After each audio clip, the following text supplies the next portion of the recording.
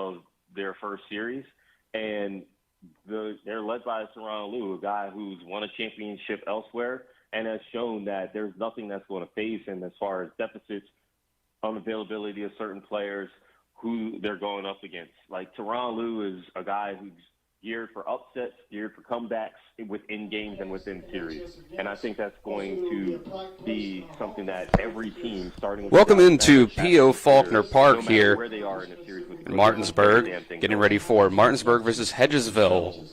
EPAC baseball tonight on Talk Radio WRNR and TV10. Dylan Bishop here on the call. John Alderton, our on-site producer. Aiden Sensible, our cameraman. Nick Verzolini back in the studio. It's Hall of Fame night, and we're going to throw it right to the Hall of Fame ceremony. 2012 graduate of Martinsburg High School. Justin, as a football player, his work ethic was second to none. He was a member of the 2010-2011 state championship teams. In 2011, he was the state championship MVP. He was also first-team All-State in 2011. After that, he went to West Virginia University. Many of you may remember. He was a four-year letterman at West Virginia. He was 2014 Walk-On Player of the Year. In 2016, he was a team captain after he earned a scholarship in 2014. 2016, he led West Virginia in defensive tackles. 2016, he was also the Ed Pascalone Award winner. And also in 2016, he was WU Male Athlete of the Year. At this time, I'd like to introduce Justin Arndt.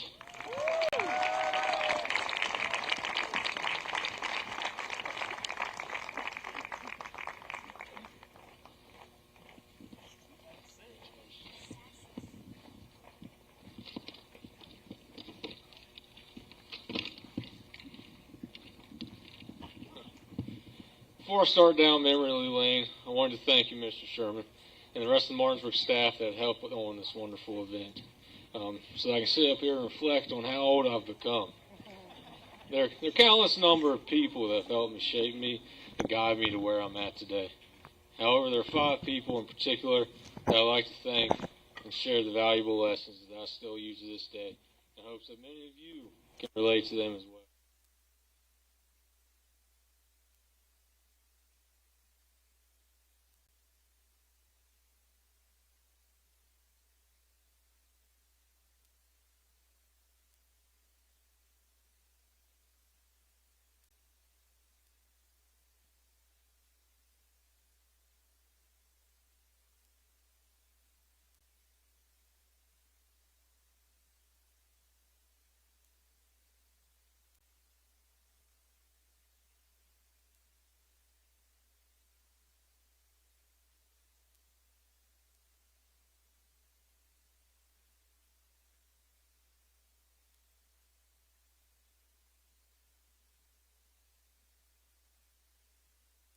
With 4 new car dealerships and 4 used car dealerships in 3 states, Parsons is the largest used car and fastest growing new car dealer in the tri-state area. Take Parsons Ford with huge savings on hundreds of new Fords, financing from 0%, Parsons' goal of financing for all, and Parsons' famous above-market trade-in allowances that help make Parsons #1 for used cars too. See why so many won't buy anywhere but Parsons Ford in Martinsburg. We became #1 by making you #1 first. Parsons. We're the Skinner Brothers. Most folks It's the way you do everything. Third person has been at the heart of my football career, through the good, the bad, and the ugly. At the time, she was my girlfriend. Now, in the blink of an eye, we've been married for almost 4 years. Ellen has never shied away from telling me the truth about how well or bad I played. I could always count on her to pick me up when times were tough and knock me back down I got too big for my britches. She was undoubtedly my biggest fan when lobbying to walk on WVU. Now, I'm not sure if that was for football or the fact you didn't want us to go to separate colleges. Either way, I think I made the right decision. On and off the field, by following my heart and letting everything else follow. The fourth person is someone that's never been afraid to tell me what to do in my life, even to this day at age 30. My mom has been at the core of my organizing, raising money, and cooking dinner for my sporting activities. No matter how tall the task, she found a way to deliver, and then some, even now. Even now, I'm still reminded that if you want something done, you have to take the bull by the horns and do it yourself. Fifth person has undoubtedly taught me the biggest lesson that's impacted my football more than any other. Man, I knew writing this was hard. Jeez. Throughout my 5 years at WU, most people only saw and remember the successful times. After leaving for college, I went from state championship MVP to not only sitting on the bench of scout team. Many times I didn't think there was light at the end of the tunnel, and I was just wasting my time. And everyone told me spring ball is where you get your opportunity. After 2 weeks of spring ball, 0 reps later, we were on spring break for a week. I had it all planned out. I was going to quit, make sure all my free WU workout gear, or get all my gear before I was doing so. One night on spring break, I was sitting outside trying to muster up the courage to share that I was going to quit and move on from football. Only halfway in, my dad stops me and says, "Son, you chose this path, and you start something, you finish it." From that point on, still to this day, if I start something, I finish it. Thank you, Dad. It's hard to tell you how life has been, though. It wasn't for tough love. Thank you.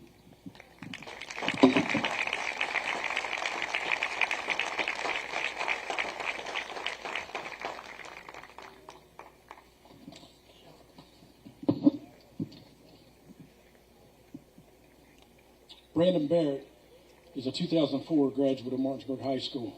Brandon Barrett will go down as one of the greatest football players to play at Martinsburg High School and in the state of West Virginia. During his 4 years at Martinsburg, Brandon was a 4-year starter, 4-time All-CVAL, All-Herald Mail, All-Journal selection, and was earning Journal Player of the Year. He was also a 4-time All-State selection. As a 9th grader, he was 2nd-team All-State and 1st-team his sophomore, junior, and senior seasons. His accolades continued at the state level, where he was a 2-time recipient of the Kennedy Award, state's top player, 2-time Gatorade Player of the Year. And his recognition didn't stop there. He concluded his senior season rated as a number 76 player across the whole country. He earned a spot on the prestigious Parade All-American team. He finished his career as 3rd all-time in the entire country for touchdown receptions with 74. And he was also a 1st-team All-State basketball player. He's pretty good at everything he did.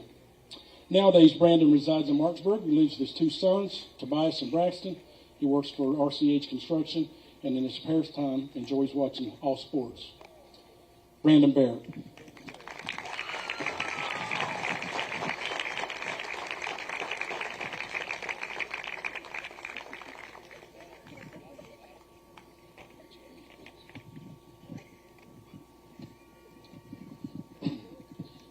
Good evening, everyone.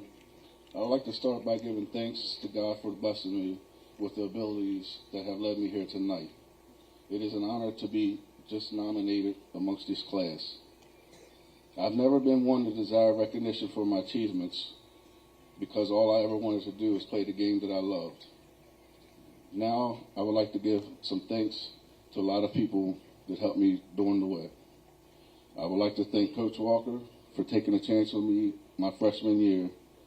I would like to thank my older brother Ramon and my cousin Ben for always pushing me to be the best I can be, or always pushing me to do better. I want to thank my older sister Christy and my younger brother Dustin for always being my support system. I would like to thank my extended family and friends for all the love and support throughout the years. I want to give a special thanks to all my teammates and coaches from Little League, high school to high school, because without them, I would not be receiving this honor. Most of all, I would like to thank my mother and father, Richard and Roxanne Johnson, for all you did and all the love that you showed and the support that y'all have shown me over the years. Lastly, I would like to thank all the loyal fans and fellow Hall of Fame classmates. Thank you.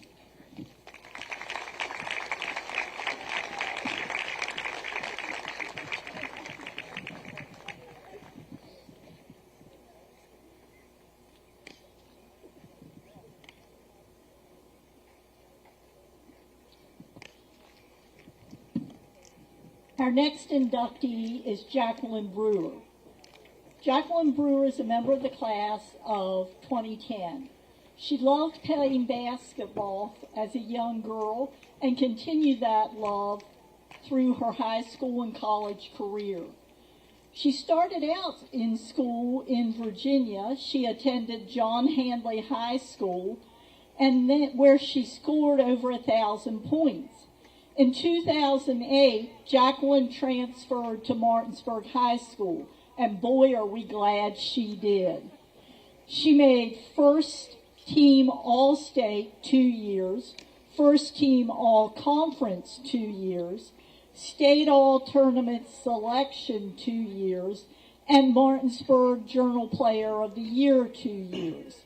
She led her team to a 49-9 record, and she ended her senior year scoring 1,135 points. Jacqueline went on to play Division I basketball at Virginia Commonwealth in Richmond. She was named to the CAA rookie team for 2010-2011. She continued her college career at Mount St. Mary's. She played 3 seasons at the Mount, placing 26th on their all-time scoring list. She graduated from Mount St. Mary's with a bachelor's degree in criminal justice and sociology. She pursued her career as a police officer at the High Point Police Department at High Point, North Carolina. She then enlisted in the U.S. Army as a military police officer and was stationed in Fort Bliss, Texas. Jacqueline completed a deployment tour in South Korea for 10 months. She's currently stationed in Fort Johnson, Louisiana. In her military career, she has received 9 awards and 2 promotions for accomplishments. Jacqueline is currently a staff sergeant working as an operations NCO. She is married to Christina Cazares, who is also a service member. They have 2 cats, Sam and Gordo, and 1 dog named Walnut. Jacqueline Brewer.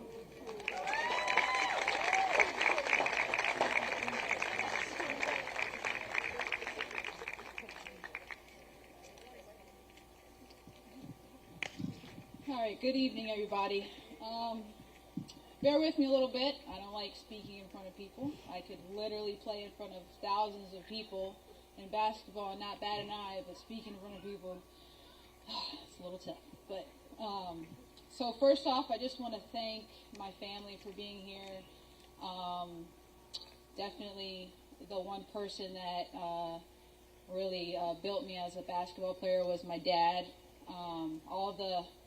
All the mornings, Saturday mornings, we'd get up and I'd have to go over there down to the sportsplex or the high school, and we'd do workouts every Saturday, just build on my skills and everything. Also, I want to thank Chris Custer for nominating me. He was one of the best coaches I had growing up, all the AAU tournaments. Also, I want to thank Marvin Scott. He was my coach middle school, high school as well. So thank you.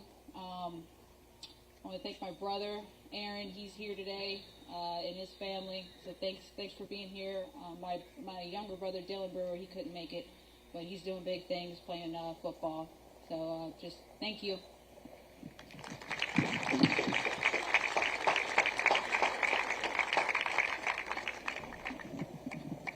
Our next inductee is Britt Sherman.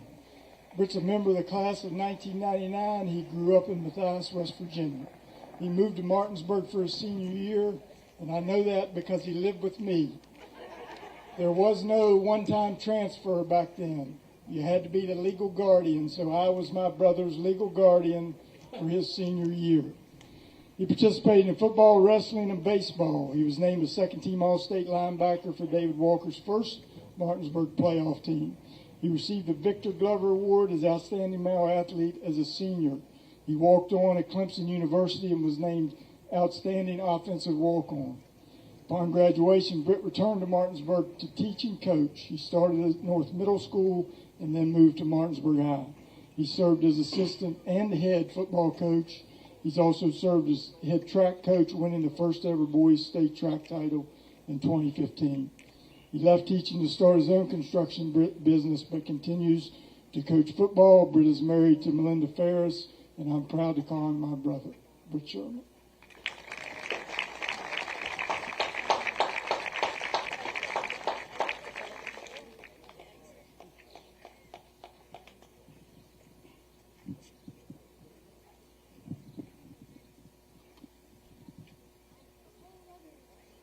Thank you guys so much. And Justin talked about how we competed against each other a lot and still do. And tonight I'm going to try not to cry as much as you are. But it's going to be hard. I want to talk a lot about family.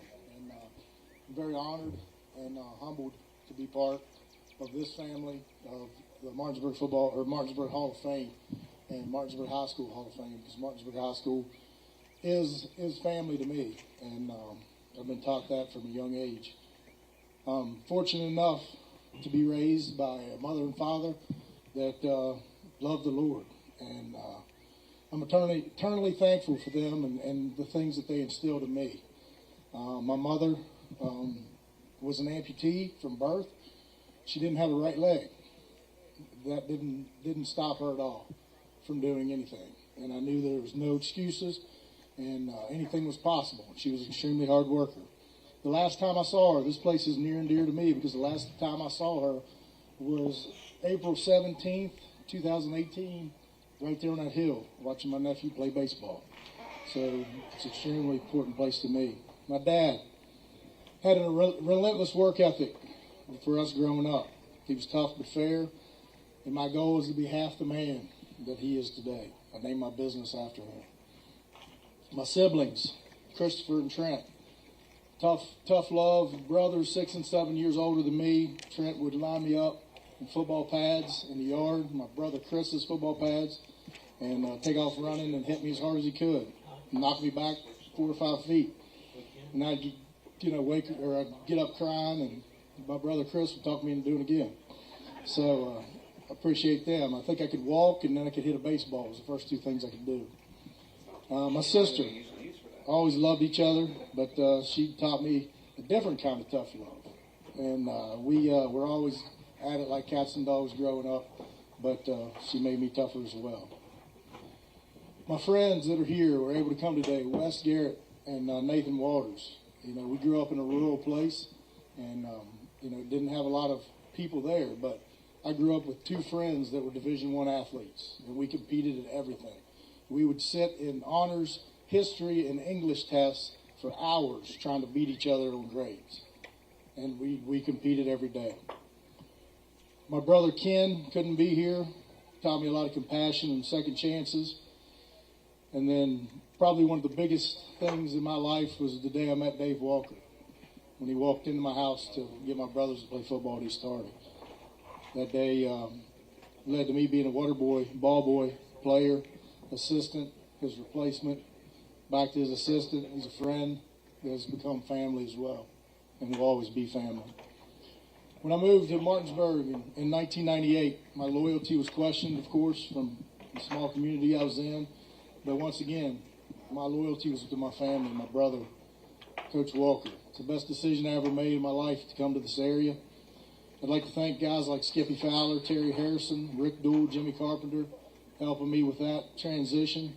I'd like to thank my friends, Tyler Boswell, the late, great Josh Alderton, Scott Gusick, their parents, Mitch and Sherry Boswell, Rick and Debbie Alderton, Terry and the late Wendy Gusick, amazing Wendy Gusick, opened their house to me and let me stay with them whenever I needed to. I got a lot of stories, and it's not about me tonight, so I'm going to skip a lot of them.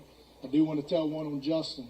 Coach talked about how hard of a worker he was, and we did scouting reports every week, and there was one chance right there in 2010 when we were in the semis, and one part of the scouting report just showed one personnel switch and a stick out on the goal line, And we didn't have time to yell it into him. We were trying to. It was too loud.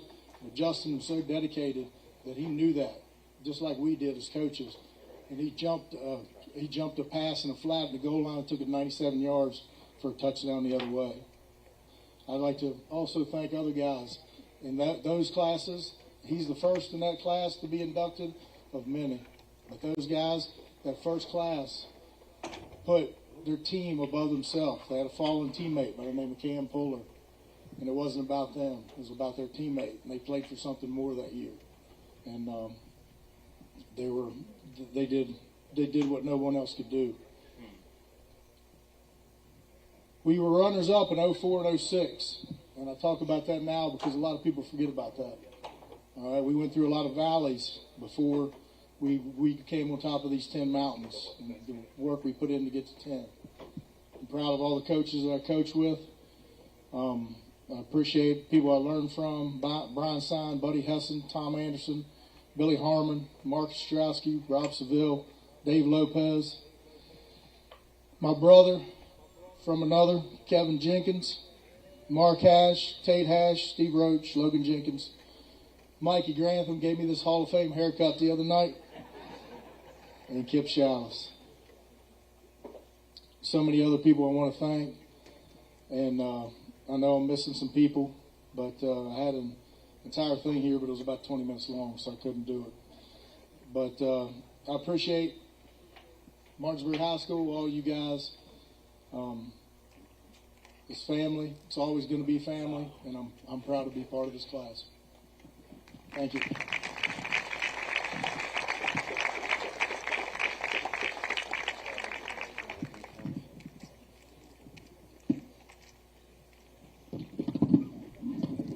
We're now moving into the contributors class, and our first inductee in that class is Mary Hayward. Mary is a member of the class of 1969, and there's a huge group of them here tonight.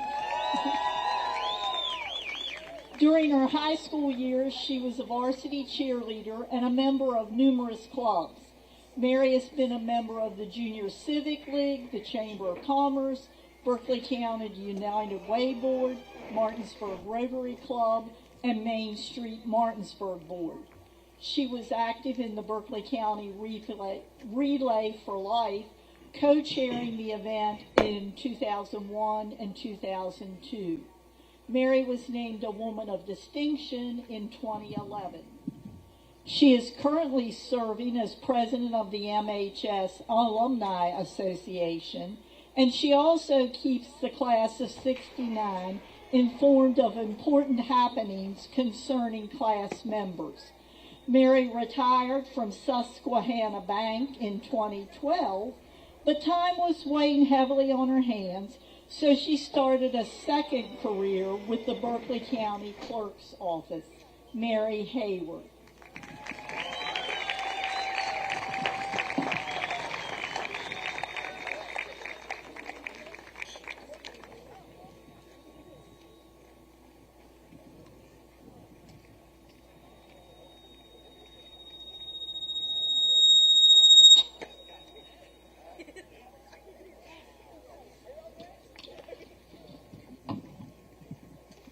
I'm honored to be chosen and inducted into the Martinsburg Hall of Fame. I've been blessed not only with good friends, wonderful classmates, but a great and supportive family.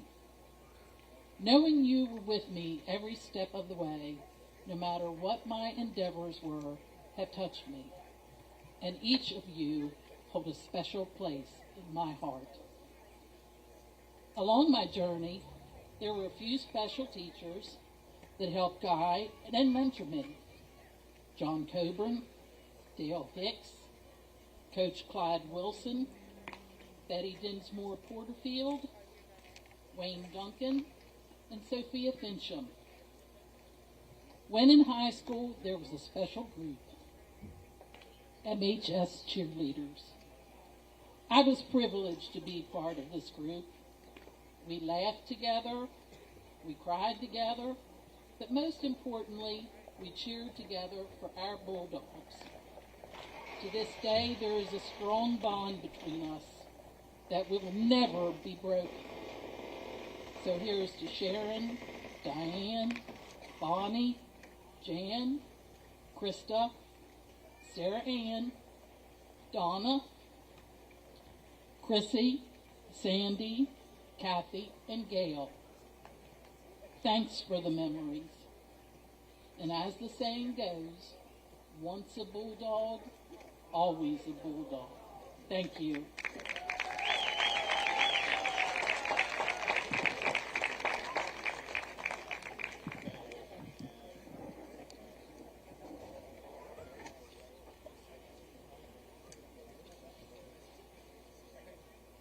Our next inductee is a man that was known by just about everybody in Martinsburg, William Shug Kisner. Mr. Kisner was a tireless supporter of all things Martinsburg, including MHS. Many of us first met him as the owner of Shug's Sunoco on the corner, where he was a friend to all. Mr. Kisner served as sheriff of Berkeley County and as a Berkeley County commissioner. As an MHS supporter, he was responsible for the first Bulldog mascot. He made his wife sew the costume, used the windows of his business for MH artwork, much of that done by another Hall of Fame member, Tommy Neal, and raised funds for school improvements such as scoreboards and lighting. Mr. Kisner rallied for many MHS athletes, using his networking skills to promote them to the next level. Mr. Kisner was named the first Berkeley County Citizen of the Year by the Martinsburg-Berkeley County Chamber of Commerce. He served on numerous boards and was a member on various community organizations, many of them youth-related. His efforts to better his community were endless. Mr. Kisner continued to be an inspiration to many for his positive attitude after suffering a stroke that left him wheelchair-bound. He always said, "I've never had a bad day." Mr. Kisner is survived by his wife, 3 sons, and 2 daughters. He has 17 grandchildren and 30 great-grandchildren. Mr. Kisner has had one final honor in having the bridge at the entrance to the Martinsburg Little League named in his honor. This evening, his widow and his daughter Mary Beth will be accepting on his behalf.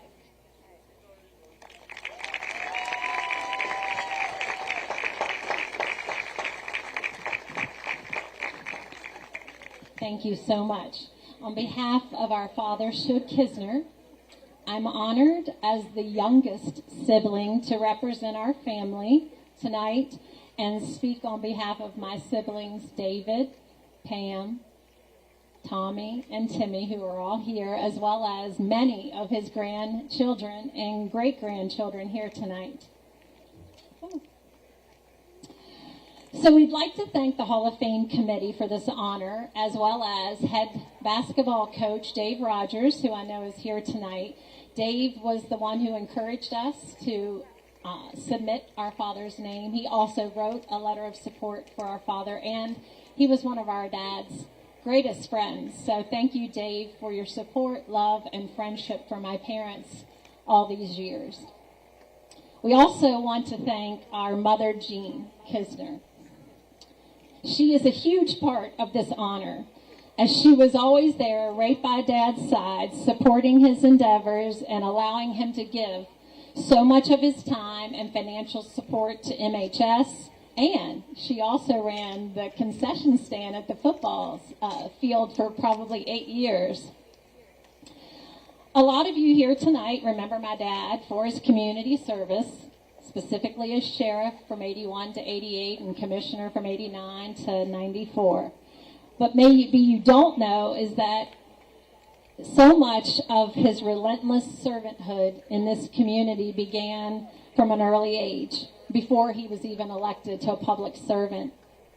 He was a true Bulldog fan He went to Martinsburg High School as a freshman and a sophomore, and then left early to help support his family, later getting his GED in the Army Reserves.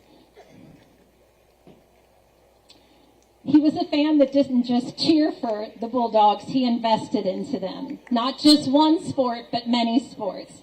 It was like a challenge to my dad. If he found out there was a need, he would find a way to fill it, to take care of it. He was proud of that four-sided scoreboard in the gymnasium in the basketball gymnasium that he was able to help purchase with someone else locally. He was proud of that trophy case that my Uncle Tommy built that he paid for in the field house. He was proud of the lights at Coburn Field that he helped to raise money for. But not only that, along with inaugural Hall of Fame class member, Mr.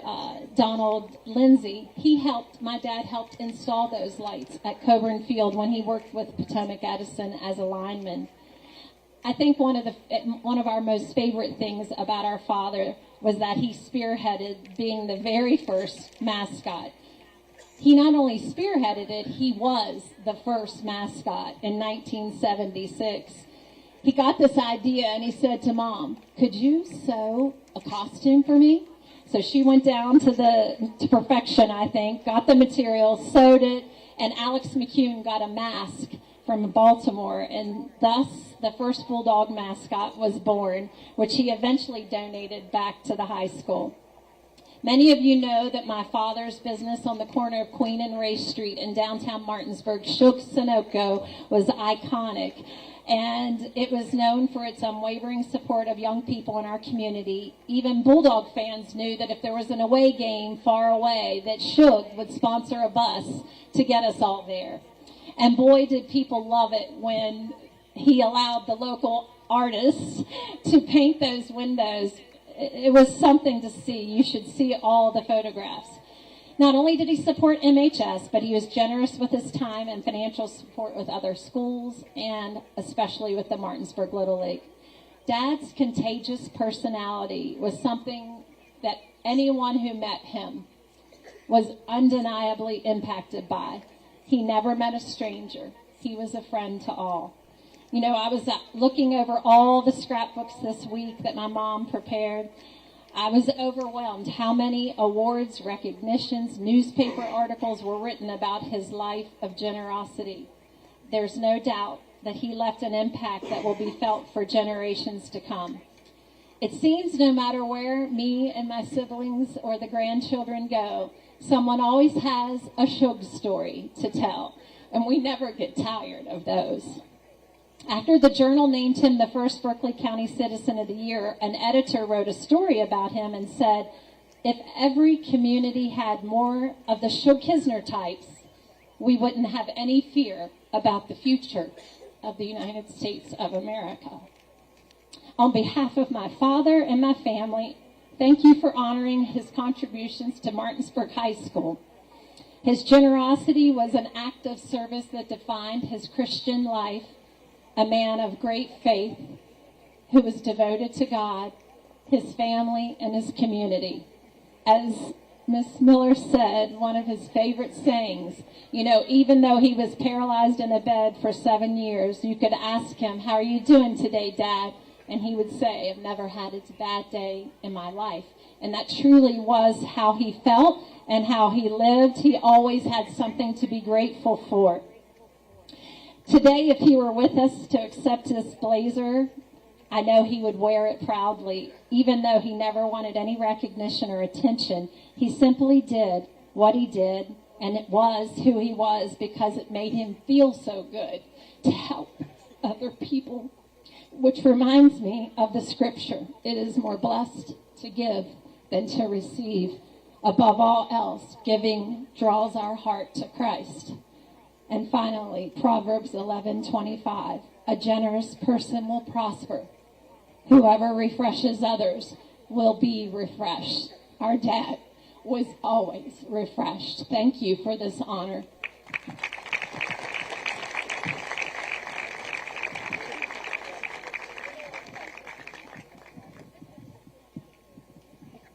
Our final inductee is one of those people that kind of straddles both classes, and that is Doug Stewart. Doug is a member of the class of 1964. He was a quarterback, lettered in track, was a member of the first team All-Tri-State League in basketball. He was chosen as the Outstanding Senior Athlete, the Dr. Victor Glover Award. Mr. Stewart graduated from Marshall University in 1969. He then entered the Army and served in Vietnam, earning a Bronze Star and Army Commendation Medals. Mr. Stewart is known to many residents of Martinsburg as the co-owner of Stewart's Menswear. You just couldn't get to prom without a tux from Stewart's. Mr. Stewart is married to the former Julie Graham. He is the father of 3 children and grandfather of 5 grandchildren. He is a member of the First Baptist Church. For many years, he assisted on the Hall of Fame Selection Committee. Mr. Stewart is currently employed as a substitute teacher by Berkeley County Schools. Doug Stewart.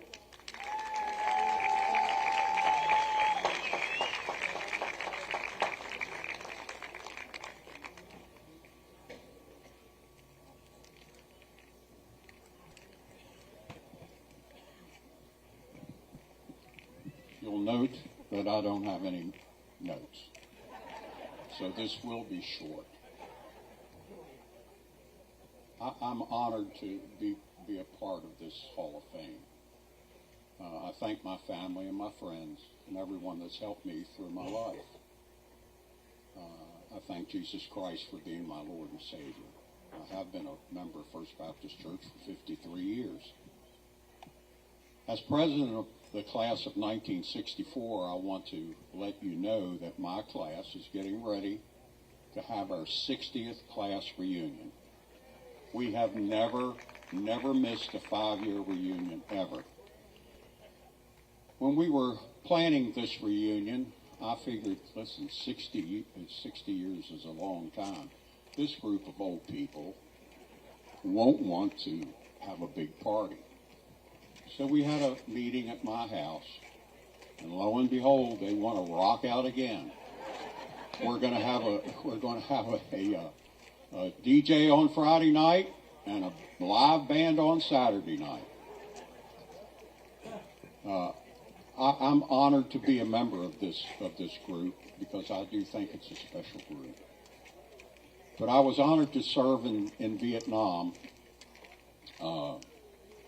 as a captain. I was commissioned through ROTC at Marshall University. And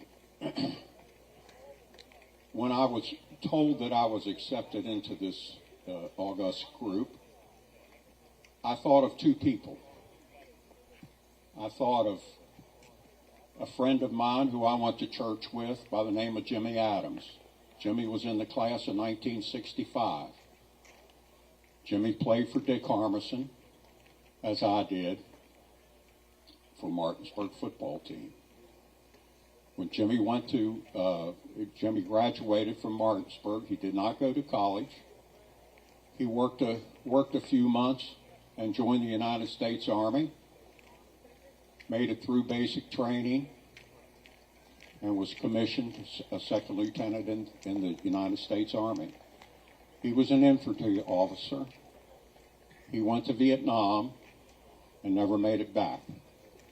I immediately thought of Jimmy when I found out that I was going to be inducted.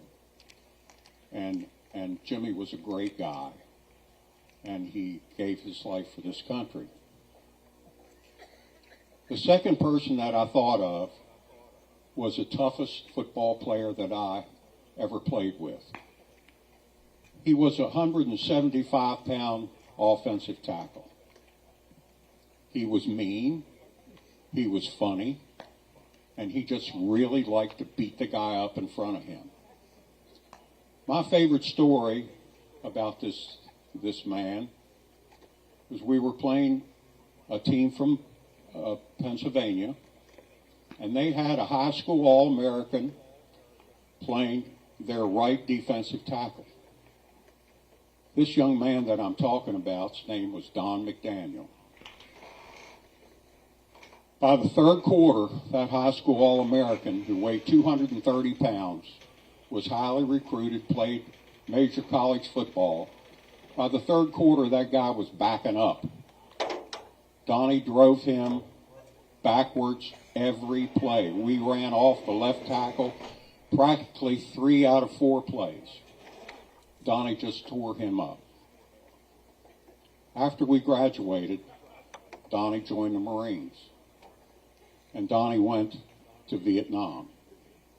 Unlike Jimmy Adams, the first person I was telling you about, Donnie came home. But Donnie never left Vietnam. Donnie had a rough life. Donnie just died 7 years ago. But he never had a job, was never able to hold a job. He always came to our reunions, and he always looked at me and said, you know, if we'd had a good quarterback, we'd have had a damn good team. But those are the two people that I thought about. And once again, I want to thank my family, my friends, and the committee for giving me this opportunity and this honor. Thank you. What a great Hall of Fame inductee class. Let's give them another round, folks. We need more inductees, and you can get a Hall of Fame application on our website under activities and programs, and it's right there.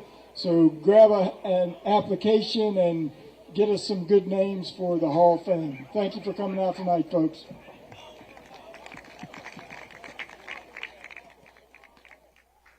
And that was the Martinsburg High School Hall of Fame induction ceremony for 2024. With that, we will take a 2-minute break here on Talk Radio WRNR and TV 10. We'll be back with the pregame show for Martinsburg and Hedgesville baseball. Take a 2-minute break and be back with more. With 4 new car dealerships and 4 used car dealerships in 3 states, Parsons is the largest used car and fastest growing new car dealer in the tri-state area. Take Parsons Ford with huge savings on hundreds of new Fords, financing from 0%, Parsons' goal of financing for all, and Parsons' famous above-market trade-in allowances that help make Parsons #1 for used cars too. See why so many won't buy anywhere but Parsons Ford in Martinsburg. We became #1 by making you #1 first. Parsons. The Palace Lounge in Martinsburg is the place to be. Join us every night to relax and enjoy football or basketball games featuring either the Martinsburg Bulldogs, Shepherd University Rams, or West Virginia Mountaineers. We will have steak night every Wednesday, shrimp nights every Thursday, and now taco and margarita nights every Tuesday. You can find us on Facebook or call 304-267-7520. The Palace Lounge is located at 1350 Edwin Miller Boulevard in Martinsburg. The following is a special sports broadcast presentation of Talk Radio WRNR Martinsburg. Play ball! It's time for the fun and excitement of West Virginia high school baseball. Today's game is being brought to you by Parsons Ford, Rocks, the Heffley Motor Company, the Wagner Law Firm, Farmers and Mechanics Insurance Companies, the Mirius Group of Ameriprise Financial Advisors, the Skinner Law Firm, the Browns Funeral Home and Cremations, Robert Fields and Sons, Orsini's, Carter Myers Automotive, Century 21 Modern Realty Results, the Palace Lounge, Cody's Auto Body, WVU Medicine, Berkeley and Jefferson Medical Centers, Hagerstown Ford, the Berkeley County Health Department, Smallwood and Small Insurance, Mother Shuckers, L.A. Roberts Jewelers, the Dutch Miller Auto Group, and the Mansion Freddie Law Firm. And now for the pregame show. Let's go out to the field and join our Talk Radio WRNR broadcast team.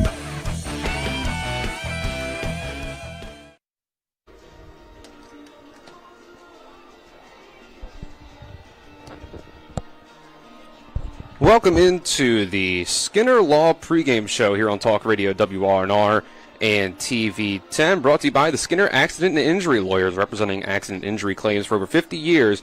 Go to skinnerwins.com Dylan Bishop here for Talk Radio WRNR and TV10. Our on-site producer tonight is John Alderton. Cameraman is Aiden Sensabaugh. Back at the studio is Nick Verzolini, Trip Tobin, and Colin McLaughlin, both with the night off tonight.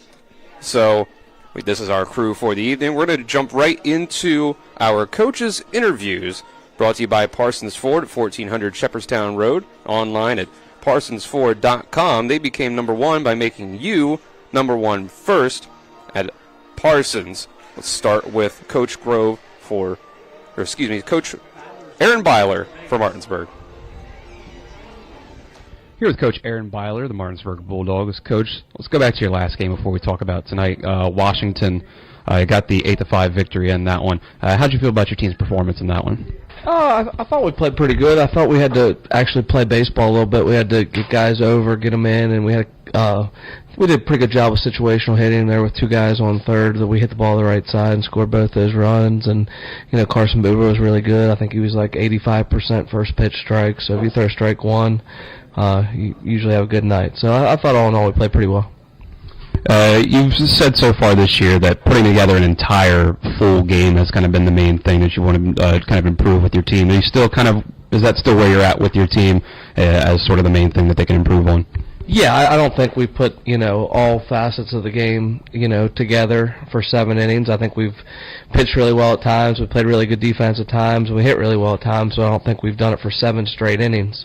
So that's still what we're striving for, but, we still got 10 games left to try to get there. So, it's almost a good thing that we still have, room for improvement and try to put all that together.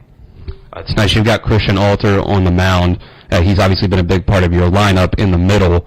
In that cleanup spot, but how have you felt about his pitching so far this year?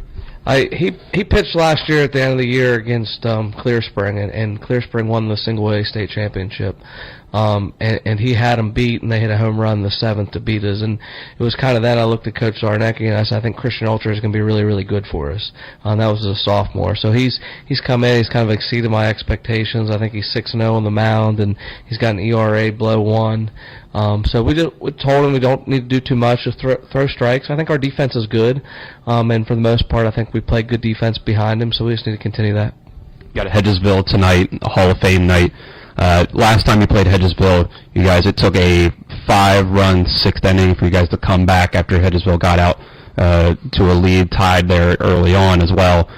What do you want to improve on from that last contest against Hedgesville, and is any sort of change that you might have going up against the Eagles for the second time around so far this year? Well, I think we kicked the ball around a little bit. I think we had 3 or 4 errors there that allowed them to score, and we decided not to hit till about the 6th inning. But, you take EPAC Friday nights, it doesn't matter who you're playing or what their record is, it's going to be good, and then you mix into that being Hedgesville, and then you mix into that being Hall of Fame night.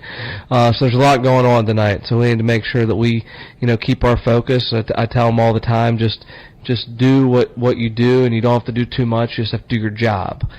So it's our job tonight as a team to make sure we're focused and get through the Hall of Fame ceremony and be ready to go at first pitch. And we want to make sure. I think the biggest thing is to be able to sit through the Hall of Fame ceremony, come out, and try to put a 0 up in the first and go from there.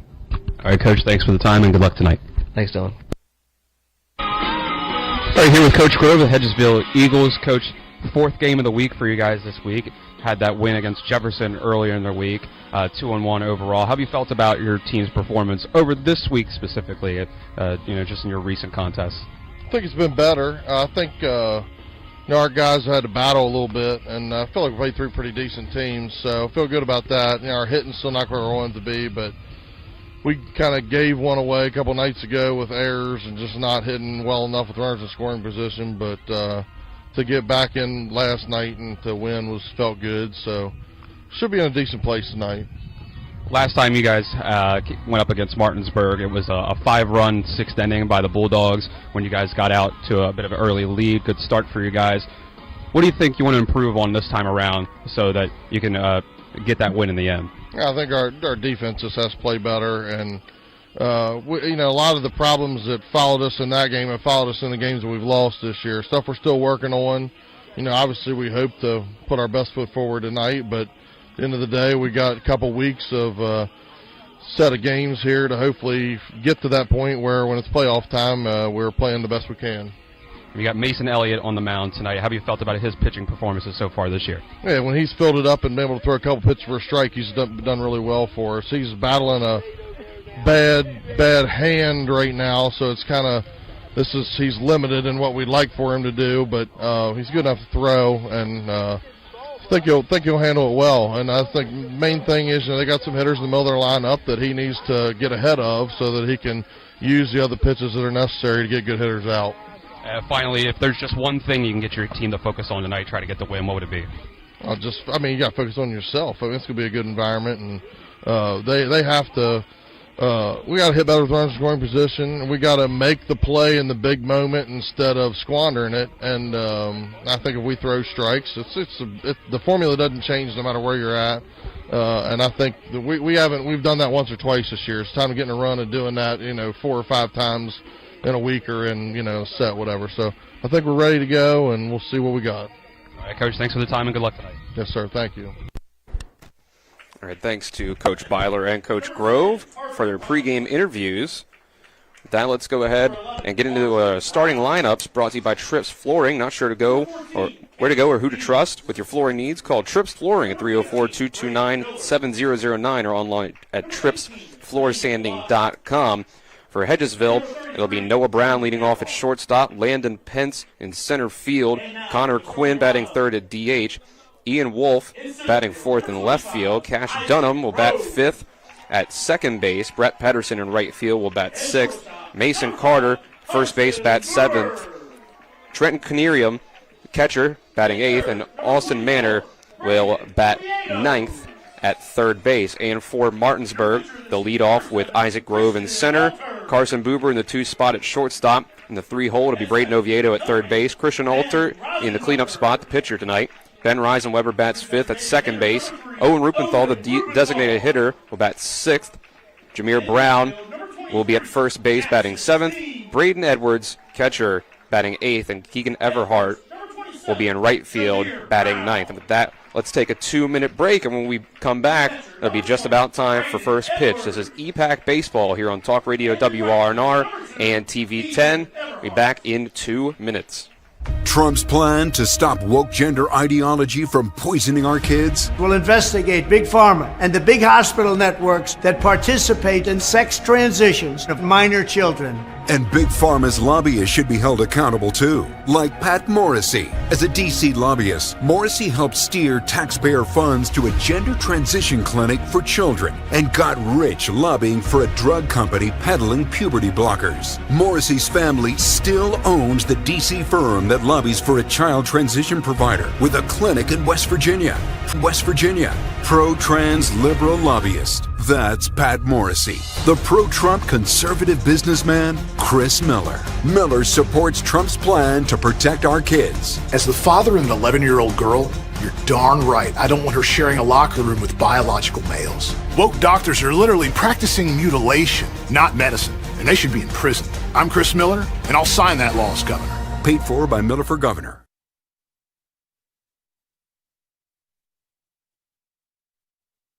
Have you been smoking? I can smell it.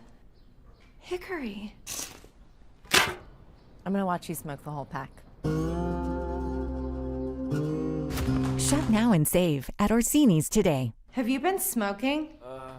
I can smell it. Hickory. I'm gonna watch you smoke the whole pack. Shop now and save at Orsini's today. Finally, West Virginia is moving in the right direction. As your West Virginia Senate President, Craig Blair has passed the most conservative legislative agenda in the nation. He has fought for our values like banning elective abortions, protecting our Second Amendment rights, and prevented boys from playing in girls' sports. Senator Craig Blair championed the largest tax cut in the history of our state. Craig Blair, a strong conservative leader. Promises made, promises kept. This election, vote for Republican Craig Blair for State Senate. Paid for by the Committee to Re-elect Craig Blair.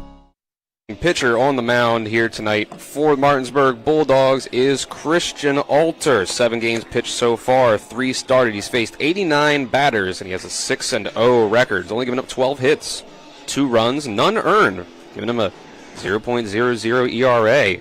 Batters are hitting 156 against them so far this year. 7 walks, 15 strikeouts. And behind the plate, catching his pitches tonight is Braden Edwards, number 20 for the Bulldogs. Starting battery brought to you by Cody's Auto Body, 851 Wilson Street in Martinsburg.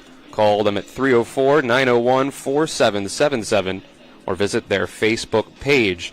Weather here, just about to be first pitch. 57 degrees in Martinsburg. Wind gusts up to 12 miles per hour. Mostly cloudy. Very cloudy, really. So, no rain expected for tonight's game. Feels like 57. It is 57. Humidity 89%. Weather brought to you by CMA's Martinsburg and Winchester dealerships. Proud to be the owners who just care more. Other games going on around the EPAC landscape. EPAC Baseball Roundup, which is brought to you by Rock's Local Markets with convenient locations around the Eastern Panhandle. Rock's fast, fresh, and friendly. It's Jefferson at Williamstown, that game ongoing. Musselman at University, and Washington at Gilmer County. It's your games in baseball in the EPAC tonight. Softball, Hedgesville's at North Marion. Jefferson is at Morgantown. Washington's at Petersburg. And Musselman got a win at Hampshire, 13-2 earlier today. First pitch from Christian Alter is a strike to the leadoff hitter, Noah Brown, for the Eagles. First pitch brought to you by the Marius Group, Ameriprise Financial Advisors, John Everson and Phil McCoy.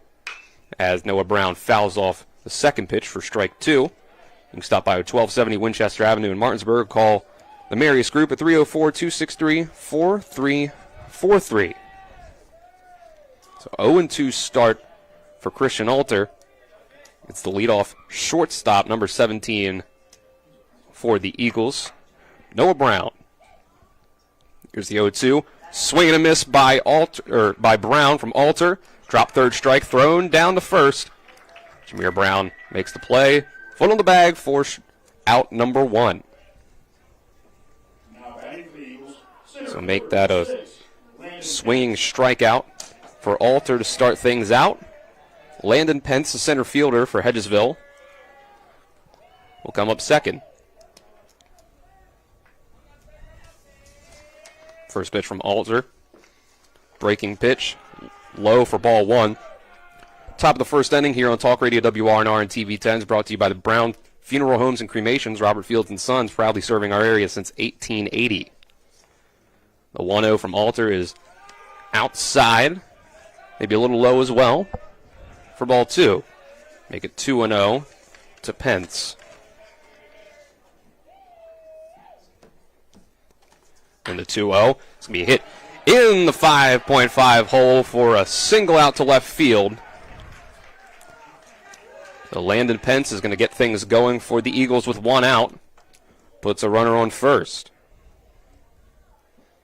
And just the 13th hit allowed so far this year by Christian Alter in 8 appearances on the mound. And that'll bring up the designated hitter for Hedgesville, Connor Quinn. Alter from the stretch. First pitch is high for ball 1. Martinsburg defense across the infield. Left to right, Oviedo, Buber, Reisenweber, and Brown. Outfield is Steen, Grove, and Everhart from left to right. Next pitch is strike 1. Even up the count. 1 ball, 1 strike, 1 out. Pence.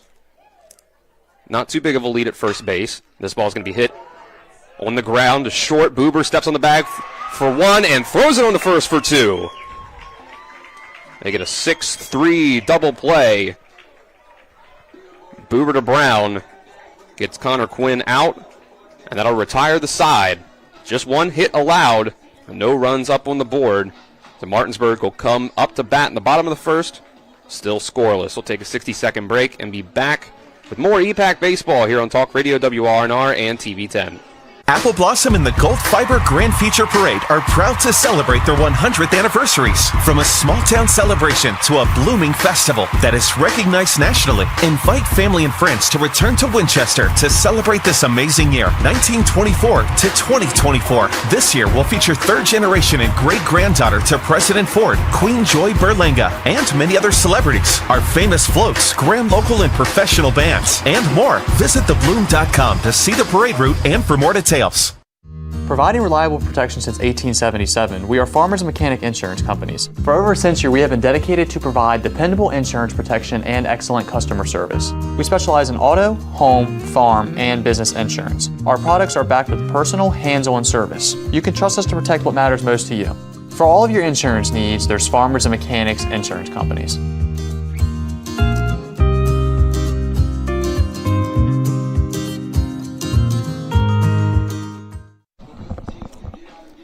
Bottom of the first here from P.O. Faulkner Park, still 0-0 between Hedgesville and Martinsburg. The bottom of the first on Talk Radio WRNR TV 10 and WRNR TV on YouTube. Brought to you by Orsini's Home Store. Not just an appliance store any longer. Visit them at 360 Hack Wilson Way in Martinsburg or online at Orsinis.com. Starting pitcher for Hedgesville Eagles tonight, Mason Elliott, number 7, behind the plate. It'll be Trenton Canarium for the Eagles. Infield, left to right, Austin Manor, Noah Brown, Cash Dunham, and Mason Carter. And the outfield for the Eagles, Ian Wolf in left, Landon Pence in center, Brett Pedersen in right field. It'll bring up the leadoff hitter for the 20-1 Martinsburg Bulldogs, Isaac Grove, coming up here against the 10-8 Hedgesville Eagles. Isaac Grove, in his usual spot in center field, and leading off is he'll cut through the first pitch and miss from Elliott for strike one. Isaac Grove hitting .385 on the year so far, 10 RBIs, yet to hit a home run. And he'll cut through again. Another swinging strike for Elliott, make it 0-2.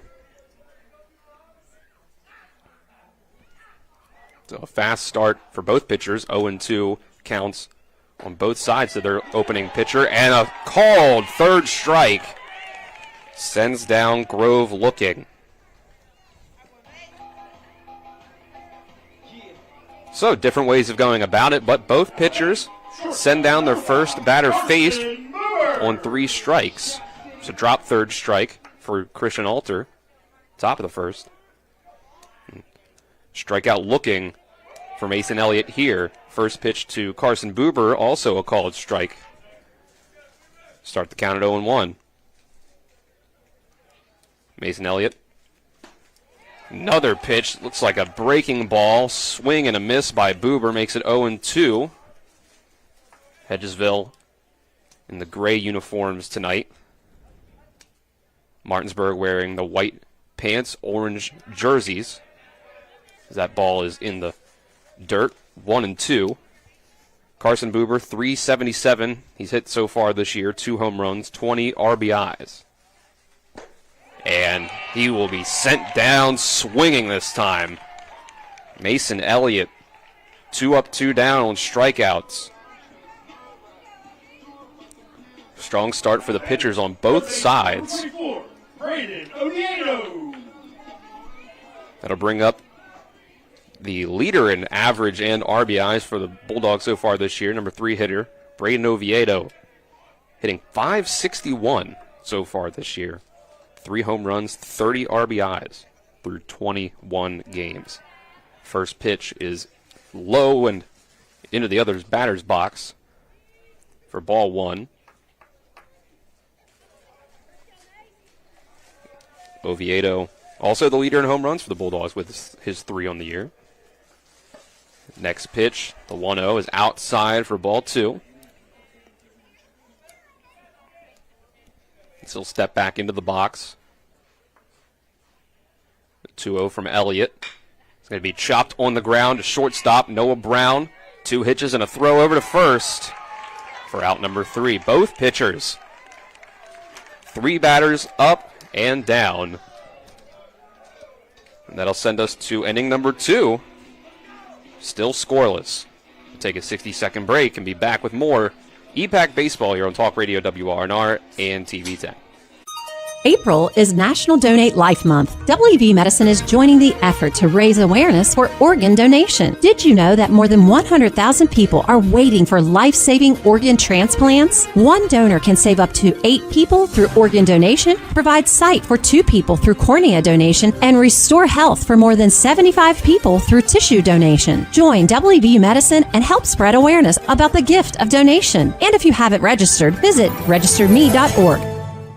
I'm Eric Householder, and I'm running for state auditor because it's time to end fraud and corruption in West Virginia. My record shows I will stand up and fight for taxpayers. I've led the way to historic tax reform, smaller government, defending the Second Amendment, protecting the right to life, and providing school choice to West Virginians. Taxpayers deserve a government that works for them, not red tape and corruption. I have a message for those who steal from the taxpayer. West Virginia has had enough. I'm Eric Householder. I'm running for state auditor, and I would appreciate your vote.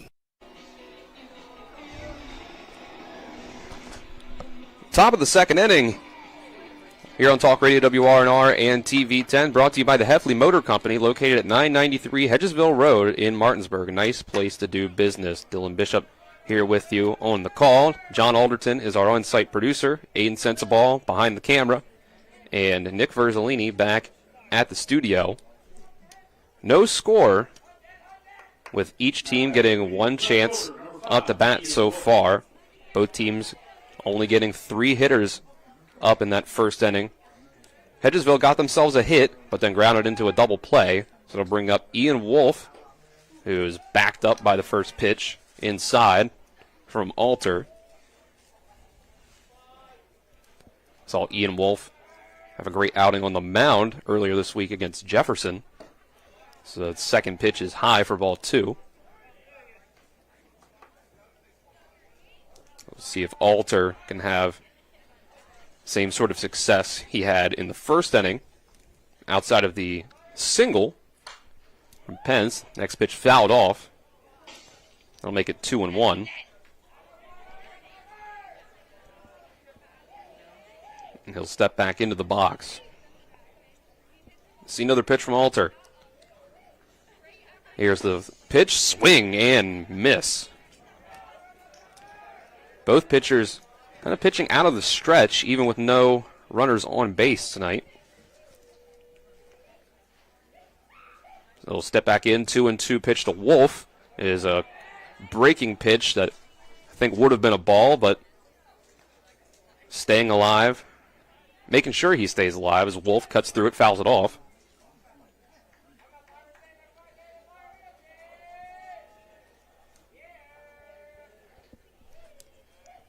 So stand back in for another 2-2 pitch. That's a fastball lined right at Braden Oviedo for out number 1. Got nice contact on it, but sent it right at the third baseman. So that's going to send up Cash Dunham, second baseman number 12 for the Eagles. First pitch from Alter is outside. Braden Edwards tried to frame it on the outside part of the plate. Couldn't quite get there. Start things off 1-0. Second pitch is fouled off. Hedgesville softball currently tied 2-2 at the end of 4 innings against North Marion. That game at North Marion. Here's the 1-1 from Alter. Breaking ball, catches the outside corner for strike 2.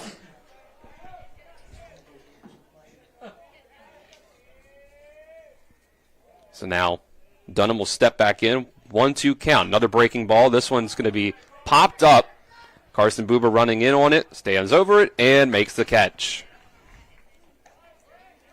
So quick work being made by Christian Alter on the mound so far for the Bulldogs.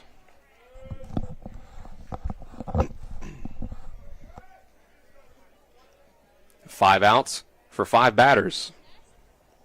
Brett Pedersen will step in, and he's going to put the first pitch on the ground. One hop. Carson Buber to first base. And that's 3 up, 3 down for Christian Alter. So still nothing doing for Hedgesville. Through 2 innings up the bat. They just have the 1 hit and no runs. So go to the bottom of the second, still scoreless after the 60-second break. This is EPAC Baseball on Talk Radio WRNR and TV 10. Mother suckers, fresh Florida stone crab straight from the boat to your throat. Blue crabs, king, snow, Dungeness, all available year-round. Try and find that anywhere else around here. Homemade soup specials every day. Mother Suckers is located at 1014 Winchester Avenue in Martinsburg. Mother Suckers, we have an opinion. If you don't like it, shuck it up, Buttercup. Come on over.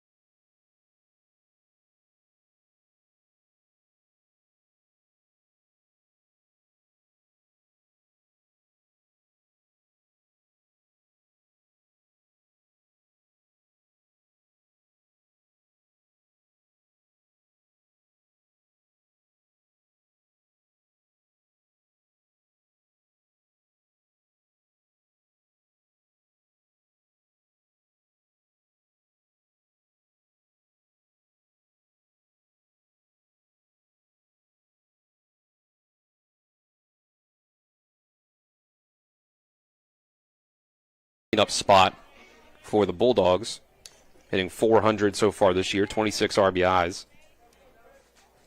Go up against Mason Elliott, who was able to go 3 up, 3 down in the bottom of the first. And first pitch swinging is Alter. It's going to be a pop-up in the shallow right field. The second baseman, Cash Dunham, is able to go back and make the play. So continuing the streak of quick work for the pitchers so far.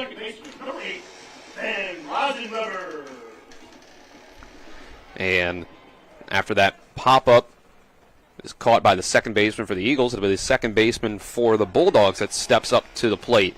Ben Reisenweber will take strike 1 on a breaking ball inside. Reisenweber hitting .375 so far this year, 2 home runs, 26 RBIs. And he's going to hit this one on the ground to second base. Second baseman to second baseman. Dunham throws on the first for out number 2. Again, second pitch swinging that time around. Mason Elliott not getting too far up in the pitch count so far. That's going to bring up Owen Rupenthal. The first pitch to him is inside and gets past the catcher for a ball 1. Rupenthal so far this year hitting .368, 1 home run, 15 RBIs.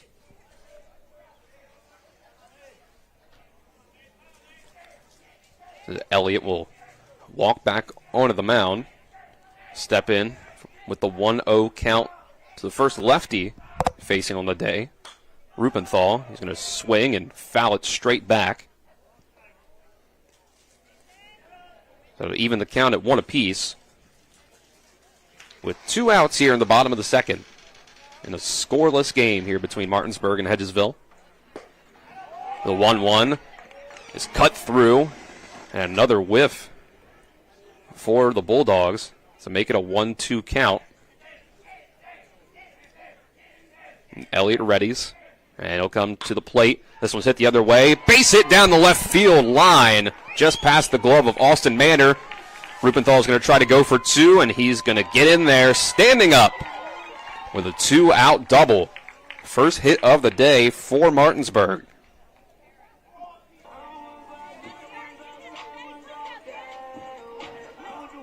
So finally something doing for one of the offenses in this ball game. Early on still, bottom of the second. But Jameer Brown will be the first one to come up the bat with a runner in scoring position for either side. He'll take the first pitch from Elliott inside for a ball. Jameer Brown hitting .218 so far this year. 1 home run, 12 RBIs. Elliott looks back at second, now comes to the plate, and the fastball is inside. Brushes Brown off the plate for ball 2.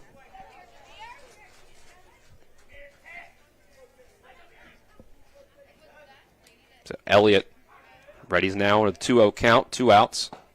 And he will find the zone with this one. Brown takes it looking for strike 1.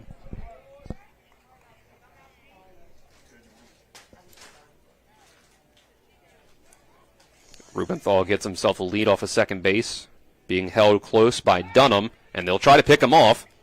And nothing doing on that attempt. So with the right-handed hitter up at the plate, Dunham stays close to second. So a big hole opened up between second base and first if Brown's able to hit the other way.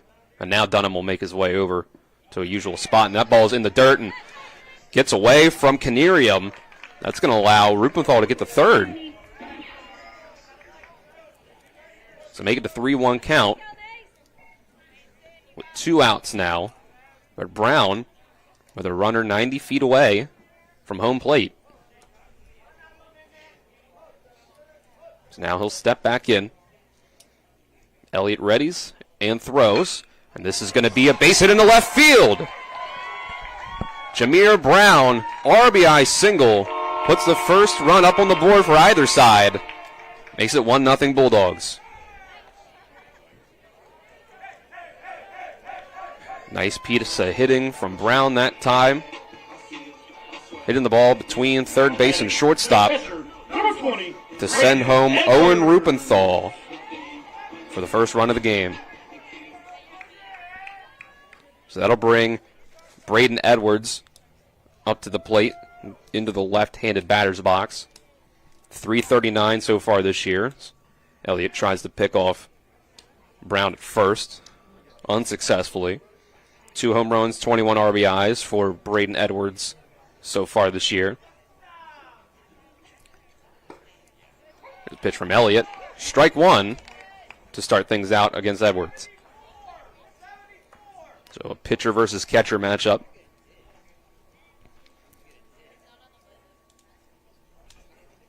Brown, solid lead off of first base.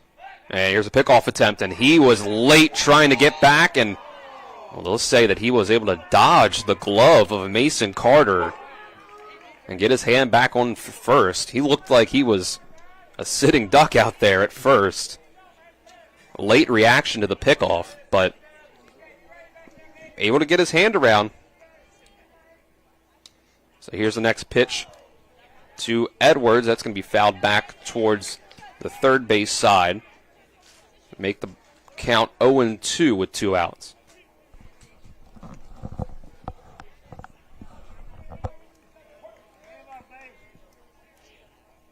The other lefty in the lineup for the Bulldogs steps back in. 0-2. Elliott fires outside, but swing and miss by Edwards. Third strikeout so far for Mason Elliott will send down the Bulldogs. But Martinsburg does get a run up on the board with the RBI single from Jameer Brown, driving in Owen Rubenthal after his 2-out double. So we'll go to the top of the third, 1-0 Martinsburg after the 60-second break. It's EPAC Baseball on Talk Radio WRNR and TV 10.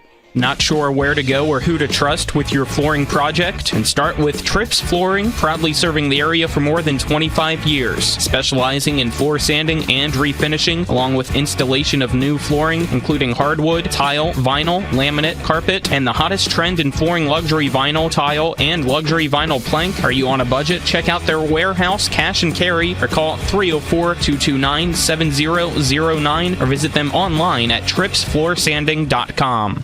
Burke, Schultz, Harmon, and Jenkinson, where accident, injury, and disability lawyers with over 120 years combined local trial experience. When injury or illness has stopped you from working, you may be eligible for Social Security disability. Ron Harmon has been winning disability claims for over a quarter of a century. Don't hire some out-of-state firm. Ron Harmon's in Martinsburg. He will meet with you right here in our office. Get a local lawyer you can trust. Call 304-LAWYERS for a free consultation. 304-LAWYERS or 304-263-0900. Back for the top of the third here on Talk Radio WRNR and TV 10. Top of the third brought to you by the Dutch Miller Automotive Group, home of friends and family pricing. If there's any Martinsburg High School graduates out there, don't forget, you can purchase your Martinsburg High School alumni banquet tickets for $25 each. Attend the 1 p.m. banquet on Saturday, May 25th of this year at the Holiday Inn on Foxcroft Avenue in Martinsburg. You can purchase tickets at Jordan and Hess in the town square, Patterson's Drugstore, or by calling Dale Hicks at 304-676-6969. Called-off date for purchasing tickets is May 17th. There's a new website where you can pay your annual alumni $10 dues at mhsbulldogalumni.com. First pitch of the inning from Christian Alter to Mason Carter is ball one. Second pitch is in the dirt for ball two. So Alter so far through 2 innings has only given up 1 hit. He's got 1 strikeout. Otherwise, Hedgesville's made contact. And here's another bit of contact in the left field. And it's going to be in front of Jackson Steen for a single. So make that the second hit of the day for Hedgesville. And Mason Carter with a leadoff single. Dylan Bishop here for Talk Radio WRNR and TV 10. John Olderton, our on-site producer. Aiden Sensabaugh behind the main camera. And Nick Verzolini back in the studio. That'll bring up Trenton Canerium, the catcher for the Eagles. That'll be a ball outside to start the count.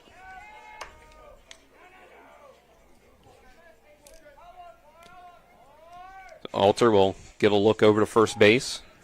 And now come to the plate. And this is well hit over towards left field, but that ball is going to be foul. Just 1 bounce from the wall, but clearly foul. Steen ran over trying to make a play, but it just hooked a little too far. The foul ball will even the count at 1 ball, 1 strike.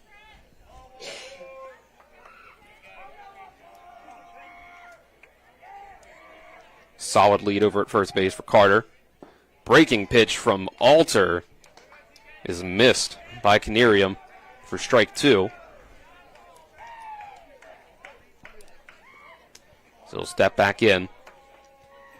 2 strikes on him. Having to protect the plate.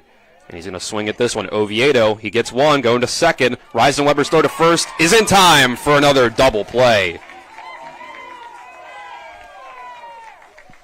So both hits, both were singles for Hedgesville, were both immediately followed with double plays for the Bulldogs. That time it's 5-4-3. Third base to second to first. So Austin Maynard will step in now and swing through the first pitch and miss for strike 1.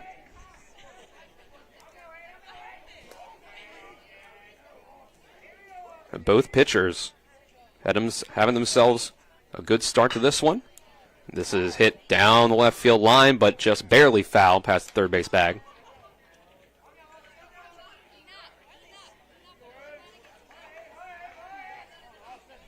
Alter just at 29 pitches right now. Mason Elliott only at 25 through 2 full innings. And this breaking pitch from Christian Alter is going to run too far inside and hit Maynard. So with 2 outs, that'll be another base runner. First walk of the day for either pitcher. And that'll swing things back to the top of the lineup for the Eagles. Noah Brown has a chance to do some work for Hedgesville. With 2 outs here in the top of the third. As they trail by 1 run. First pitch from Alter is way outside in the other batter's box. Brown struck out on a drop third strike in the top of the first. Here's the 1-0 from Alter. This one's hit into center field. Going over for it's Isaac Grove, and it's going to drop right in front of him just barely for a single.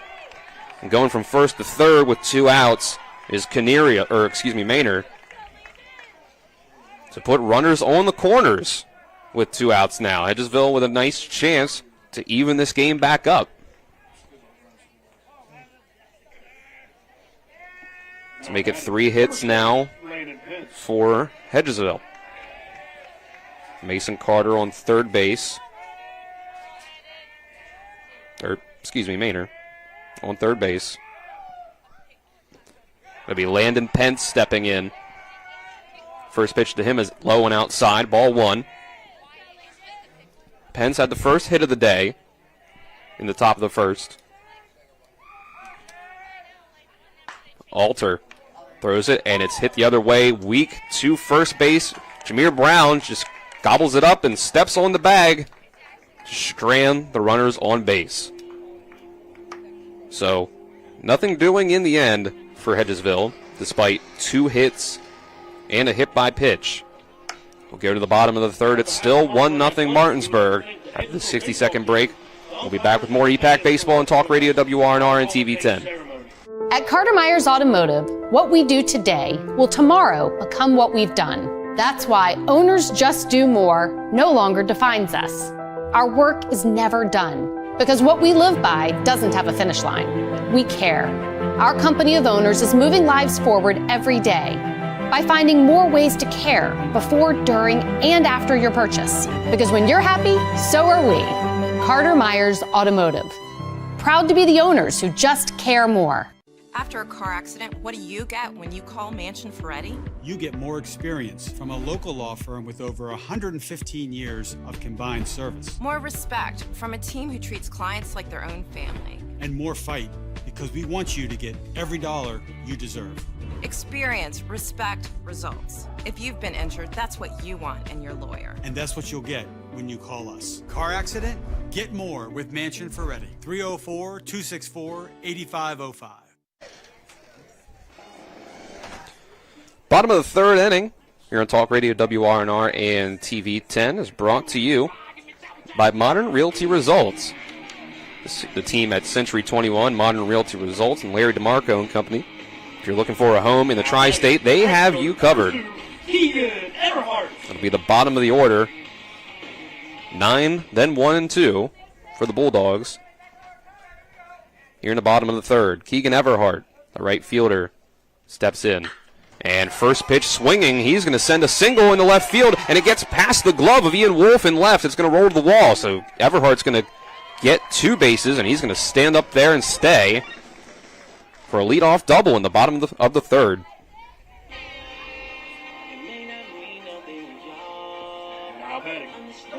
So Martinsburg potentially able to do some damage second time through the lineup against Mason Elliott. Runner on second and no outs as we go back to the top of the order with Isaac Grove. Grove did strike out looking as the first batter Elliott saw in this one at the bottom of the first. He's going to swing at the first pitch as well and chop it foul off towards the Martinsburg dugout. Elliott with 3 strikeouts so far. It's only his second hit he's allowed. 3 hits. 3 hits for the Bulldogs. Elliott's going to give a look back and a step off the rubber. Make sure Everhart stays at second, being held closer by Noah Brown. That opens up a bigger hole, potentially, and as the pitch comes in for a ball, he makes his way back to his normal shortstop position. Make sure he's not giving too much leeway for Grove to hit a single in the left field. So it's a 1-1 count.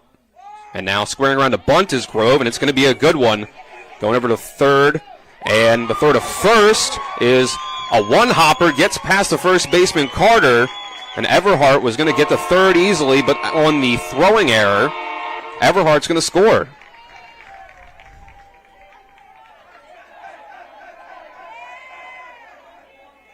So making an E1, getting Grove on base. And coming around to score after the bunt is Keegan Everhart. So make it 2-0 Bulldogs. Here in the bottom of the third. Pickoff attempt by Elliott over to Grove. Now Carson Buber comes up the bat. Runner on first and no outs. He struck out swinging in his first at bat. And he's going to swing at this one as well. And cut through it for strike one.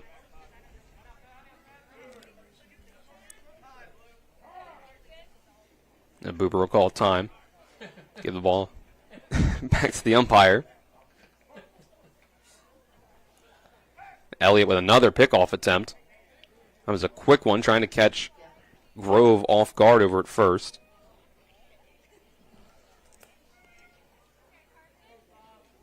Wasn't able to, though. And another swing and miss by Buber for strike two. Mason Elliott at 30 pitches here in the bottom of the third. Make it 31 after that one. Christian Alter threw 3 full innings, has only thrown 34. This pitch is hit towards right field, making it in the foul territory, but the right fielder, Brett Pedersen's able to go and make the catch. Hat falling off in the process, but doesn't matter. He's able to look up through the lights, make the catch for out number one. Number 24, Braden Oviedo. So that's going to bring up Braden Oviedo for his second at-bat.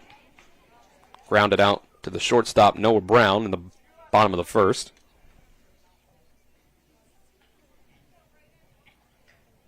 Elliott's going to come to the plate. The ball is outside and low. Canerium has to get in front of it. So 1-0 count to start. So look back. And now come to the plate again. Oviedo fouls this one off. That'll even the count at 1-1 with 1 out. So far, it's 2 runs on 3 hits for Martinsburg.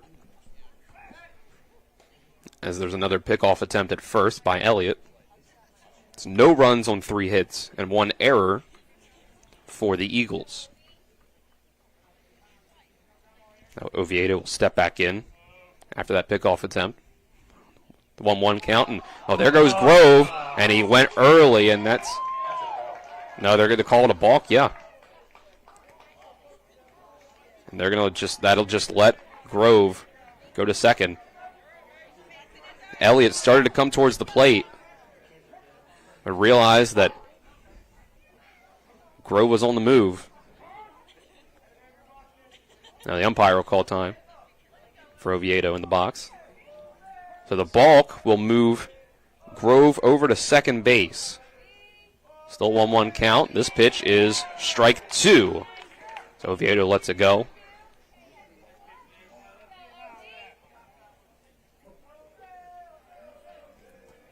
So the 1-2 count. Elliott looks back at Grove. Now comes to the plate, and that one's up around the eyes of Oviedo. Evens the count at 2 apiece. 2 balls, 2 strikes. Oviedo working with runners in scoring position now. This runner on second base, and the 2-2 breaks outside and runs the count full. So really for the first time in this game, Martinsburg started to make Elliott work that pitch count a little more, and the full count pitch will be a fastball high up around the eyes of Oviedo for ball 4. So it's the first true time in this one that either side has had a pitcher walk a batter on 4 pitches. Alter had a hit by pitch against the batter he faced, and this will lead to a mound visit from Coach Grove of Hedgesville. There's runners on first and second for the Bulldogs. Braden Oviedo on first base after just drawing that walk. Isaac Grove on second base after he got on attempting a sacrifice bunt. But Elliott threw away the chance to get Grove at first and allowed Keegan Everhart to score from third. That's how we've reached 2-0 here in the bottom of the third. So just a mound visit this time around for Elliott, who through 2 1/3 has given up 3 hits and 2 runs,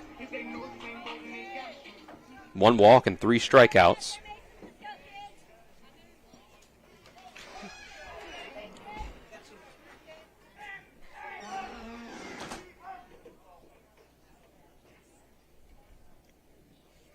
And Elliott looking around. He'll finally step back on the rubber. First baseman Carter playing in the grass. First pitch to Alter is taken for ball 1. Christian Alter popped up, shallow right field to the second baseman in his first at-bat. Came into the day hitting .400. So that last at-bat dropping him just barely below that line. Here's a pitch from Elliott. Attempted check swing, but he went through. So make the count 1-1. Alter second on the Bulldogs in RBI so far this year. Has a chance with at least just a base hit. Could potentially bring in 1. Extra bases could bring in 2 as the next pitch is a ball outside.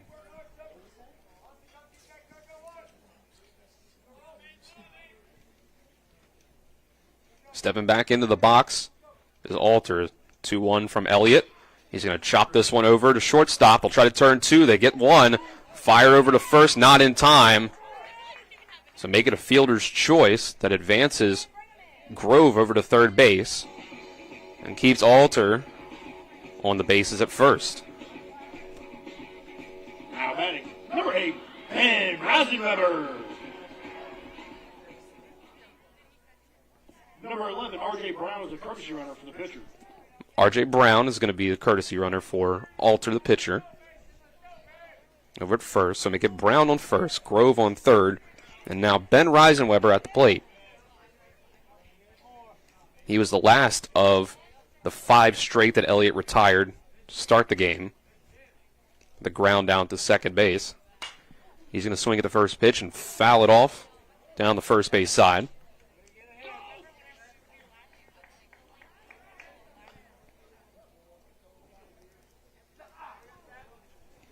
So Elliott takes his time, waits for the batter to step back into the box before he steps back onto the rubber. And he steps off, makes a move towards third, then back towards third, but doesn't end up making the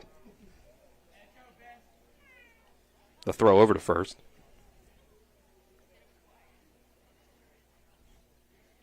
Now he comes to the plate, and this one will catch the outside corner for strike 2.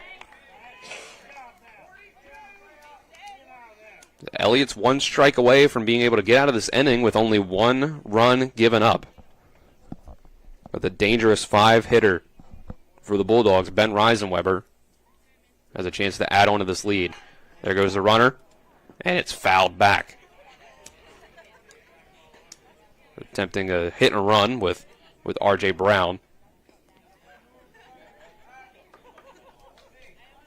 Not able to get it done.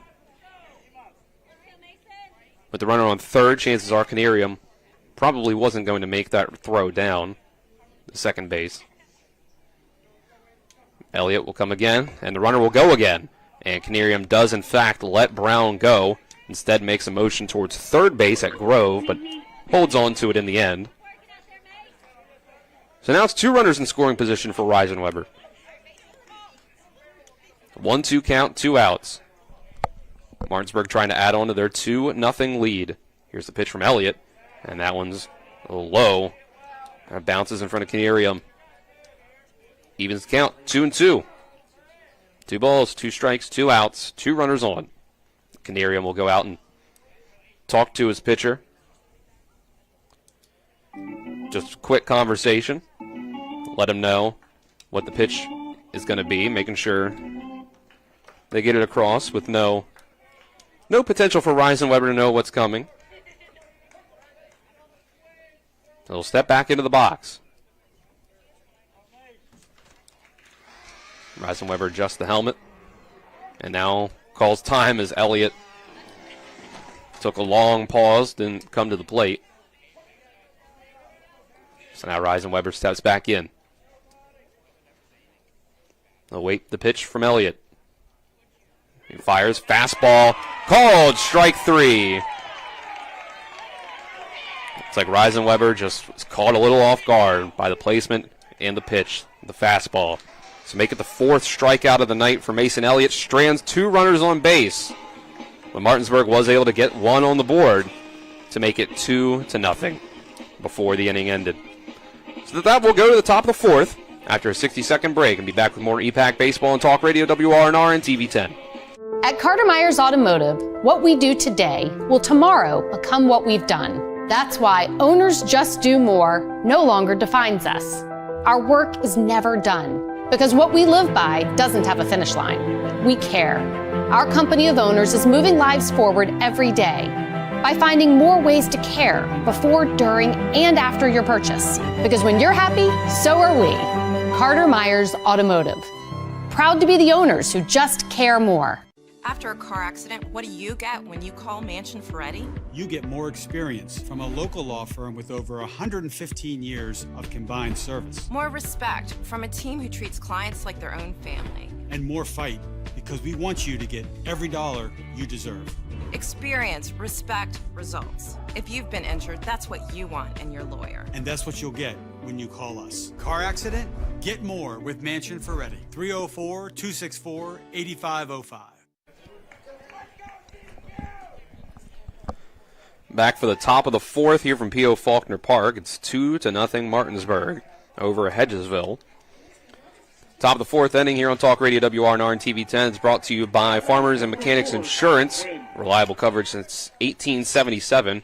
First pitch of the inning is hit the deep right field, but that's at Keegan Everhart, the right fielder, for the first out. That's going to retire Connor Quinn for Hedgesville. And call Farmers and Mechanics Insurance at 304-263-0809 for a quote today, or visit fmiwv.com.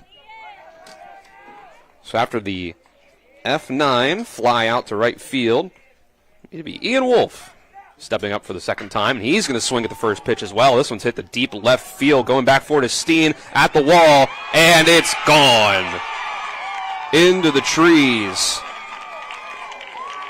Ian Wolf, solo home run, cuts the Martinsburg lead in half to 2-1.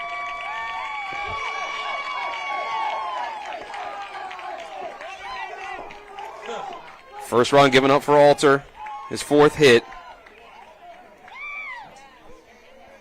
That was a much-needed injection of life for the Hedgesville offense that hadn't been able to get a whole lot going against Alter.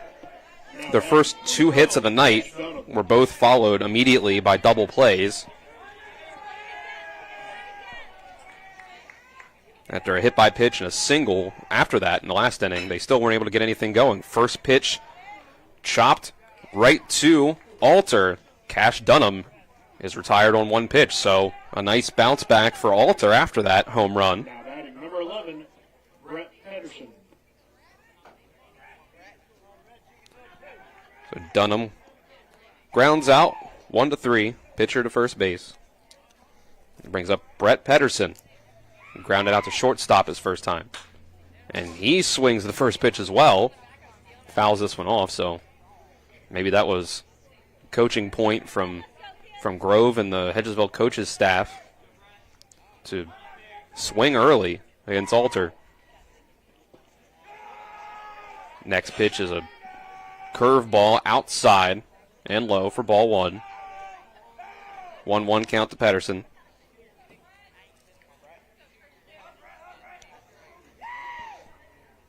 Here's the next pitch, fastball outside for ball 2. Through 3 2/3 innings for Alter, he's at 30. He's at now 40 pitches, 4 hits, 1 run on that home run, 1 strikeout. This ball is popped up into the infield. Reisenweber's under it, and he's going to make the play. So 1 run on 1 hit for Hedgesville. Solo home run for Ian Wolf. Makes it 2 to just 1 now. 1-run lead for Martinsburg as they head to the bottom of the first, and they'll try to get that run back and add on to it.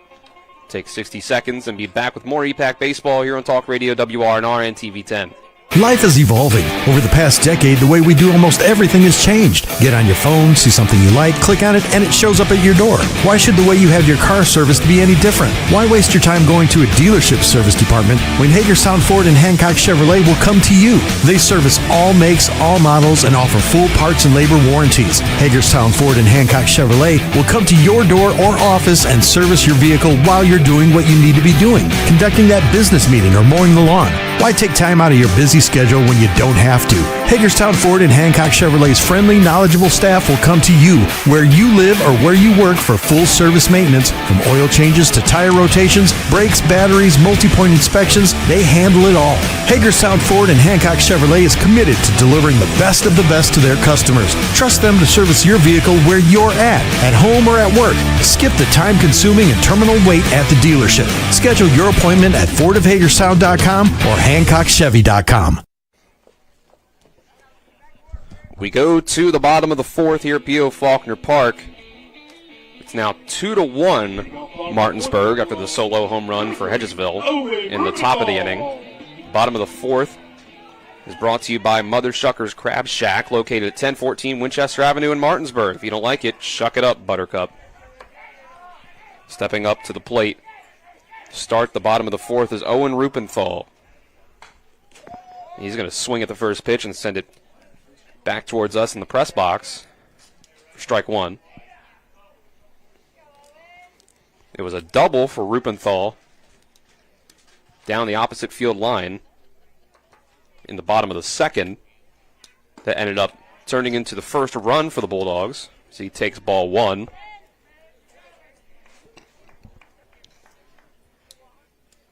He got on second base, went to third on the wild pitch, and then was driven in by Jameer Brown on an RBI single.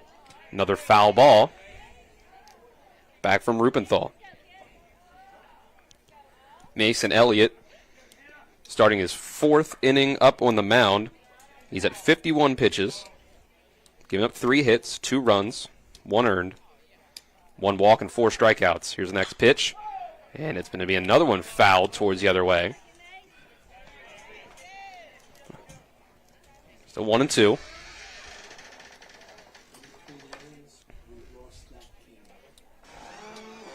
Elliott will step back on the rubber. Here comes the pitch, and it's another strikeout for Elliott. Make it 5. This one gets Rupenthal swinging. A fastball on the outside corner. Number 27, Jameer Brown. So strong start for Elliott.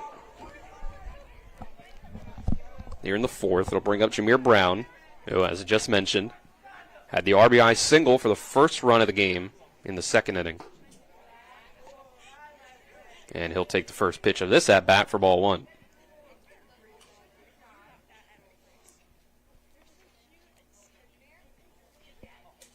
Elliott will come to the plate again.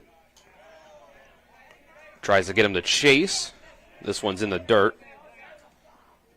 2-0. Brown will step back in. Elliott readies and fires. Strike 1.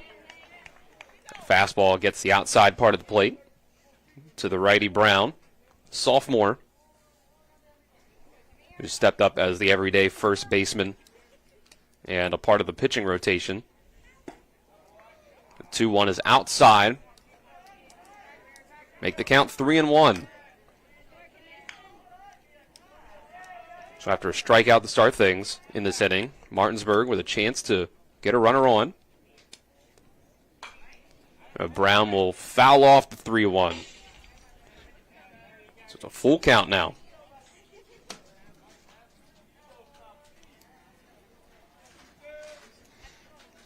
So Brown gives himself a breather. Now he'll step back into the box. Elliott readies, throws, strike 3 called on the outside part of the plate.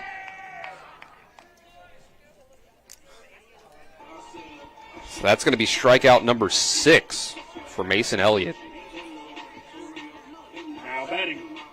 And that would be the 6th different Bulldog he has struck out. Started off the game with 2 straight. Now he started off this inning with 2 straight. Braden Edwards will come up with 2 outs. And first pitch backs him off the plate.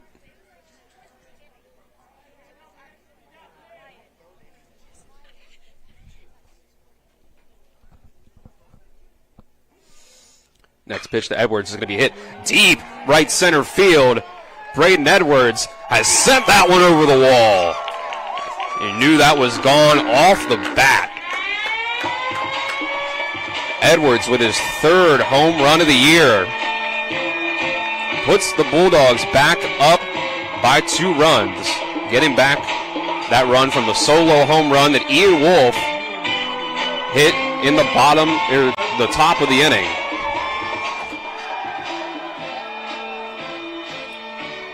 Crowded by his teammates at home plate. Braden Edwards sent that one. That one got out quick into the right center field over the wall. So with that, Bulldogs back up by 2.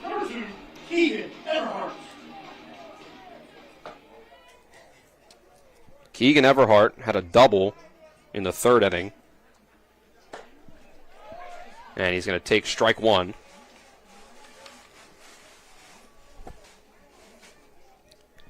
Start off this at-bat. Everhart was able to come around the score after that double. He's going to chop this one over to the third base side. Tough play for Mason Elliott to make, and he's not going to be able to get the out. He's fast. Keegan Everhart's speed able to turn a softly hit ground ball over towards the pitcher's mound. In between the pitcher's mound and third base, he's able to turn it into an infield single.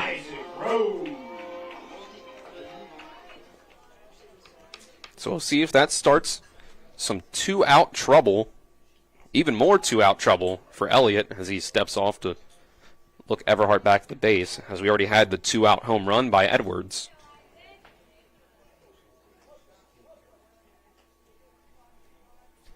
And now we'll get an actual pickoff attempt by Elliott. Elliott up to 63 pitches now, 42 for strikes, 18 batters faced, make this his 19th. And there goes Everhart, throw down by Canerium. Tag, not in time. The second baseman, Cash Dunham, had to jump up a little bit for that one and try to bring it down. It was a strike on the pitch to Grove. So it's 0-1. Make it a stolen base for Keegan Everhart. And that pitch swung on and missed for strike 2.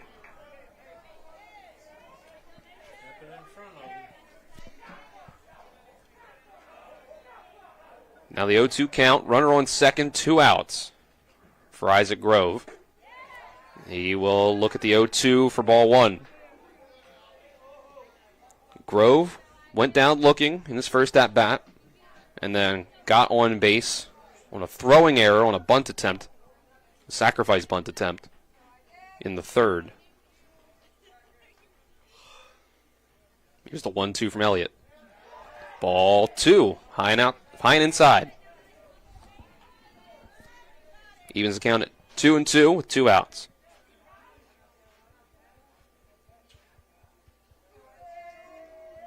Look back to second, and now the throw. It's in the dirt. Ball 3. Canerium not going to make an attempt to get Everhart as he goes to third base.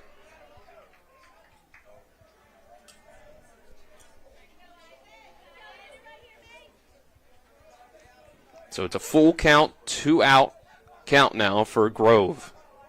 Elliott will try to get out of this inning with just the solo home run given up. First full count pitch is fouled. Fouled off by Grove. Buber will run from the on-deck circle to go and get the ball. Now Grove will step back in. Full count once again. Elliott comes to the plate, and that one's high. Ball 4. That puts runners on the corners for Carson Buber. Buber, one of the better hitters in this lineup. Senior, 2 home runs, 20 RBIs coming into the game. But he's 0 for 2 so far against Elliott. Struck out swinging in the bottom of the first. And then flew out to right field in the bottom of the third.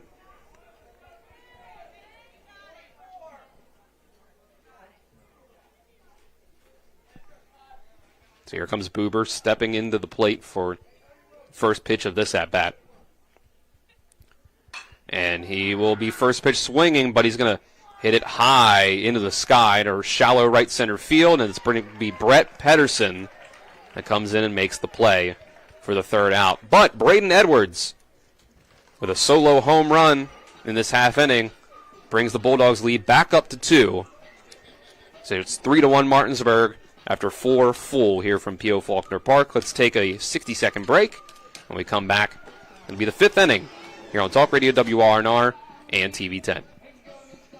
My kids, you know I want the best for you, don't you? We need to have a conversation. End-of-life planning is no one's favorite discussion, but the relief of having everything in place when the hour of need arrives is a gift. Give it to your family. Plan ahead with us. Brown Funeral Homes, a leading provider of cremations, invites you to explore the many flexible options of cremation. From environmental considerations to the benefit of greatly reduced cost, it may be the perfect answer for your family. Online at brownfuneralhomeswv.com. Brown Funeral Homes, here for you.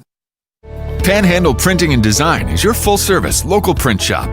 With over 50 years of combined experience, we know how to handle all of your printing and design needs. We can handle anything, from small business cards to wrapping large vehicles. Our in-house design team can do it all. As a staple of this community, we love helping people promote their events, businesses, and anything they're passionate about. Envision, create, and bring your ideas to life with Panhandle Printing and Design.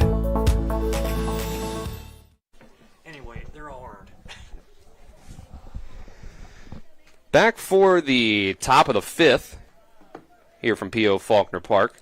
Christian Alter will go back on the mound for his 5th inning of work at just 41 pitches. And he will see the 7, 8, and 9 hitters for Hedgesville. And first pitch to Mason Carter is a swinging strike 1. Carter got himself a base hit the top of the third in his first at-bat. And then was retired on a double play on the next at-bat. Next pitch is in for ball 1. Alter comes with the curveball that does not find the strike zone, just barely. Makes the count 2-1. So Alter's 2-1 pitch is a fastball, low and outside for ball 3. Alter still at just 1 run given up, 1 earned on the solo home run, 1 strikeout, no walks, 4 hits. So a lot of contact been able to be made by Hedgesville on this 3-1 pitch. Carter can't make contact as he swings through it. Brings the count full.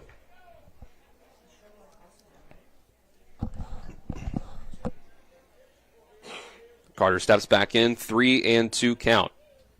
Pitch from Alter is going to be inside for ball 4.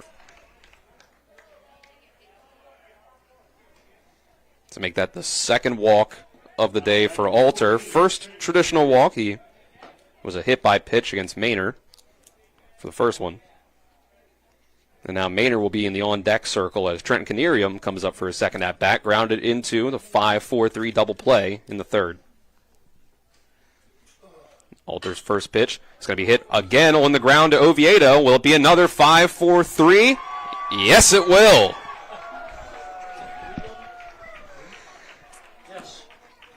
The third double play for the Bulldogs, and it's the second 5-4-3 double play that Trenton Canerium has grounded into in his 2 at-bats.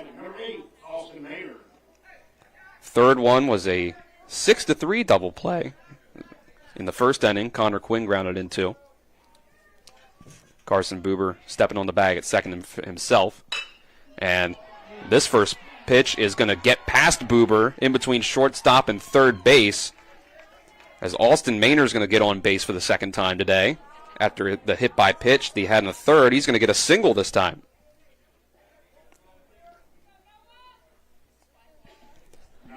So 2-out base runner for the Eagles. 5th hit allowed for Alter so far. So it's been mostly quiet contact in the end for Hedgesville outside of the home run. First pitch in the Maynard is a ball inside. Now Alter will ready and come to the plate again. That one's low and outside for ball 2.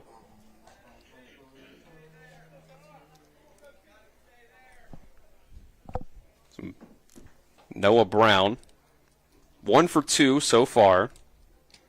And a single in the third and a strikeout swinging in the first. He'll take the 2-0.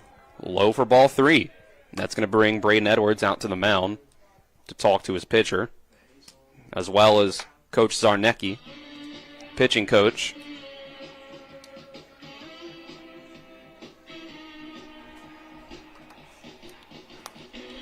Alter doing all right up on the mound, but losing some control in this at-bat.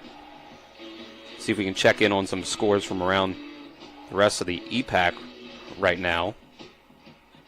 Hedgesville softball ended up with the 5-3 win over North Marion.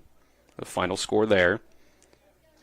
Looks like currently, and the game is actually gone final, Jefferson softball has lost 2 games today at University and at Morgantown in a doubleheader. 1-2 loss to University, 8-3 loss to Morgantown. First, as this next pitch is in for strike 1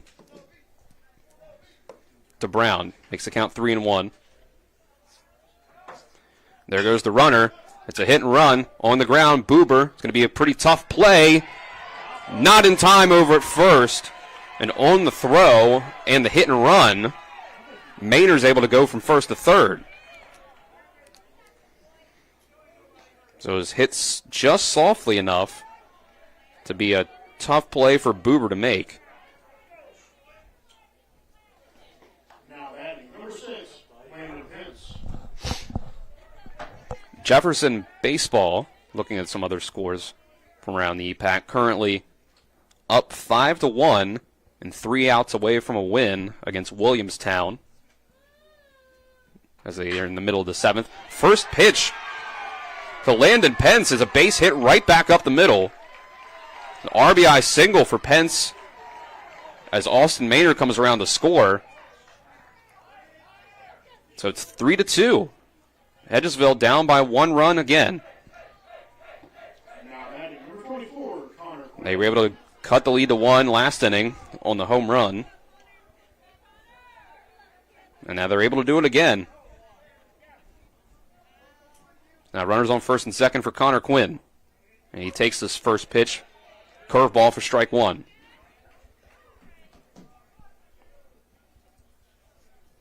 That was Maynard that was able to come around to score for that run. Now stepping out of the box is Quinn.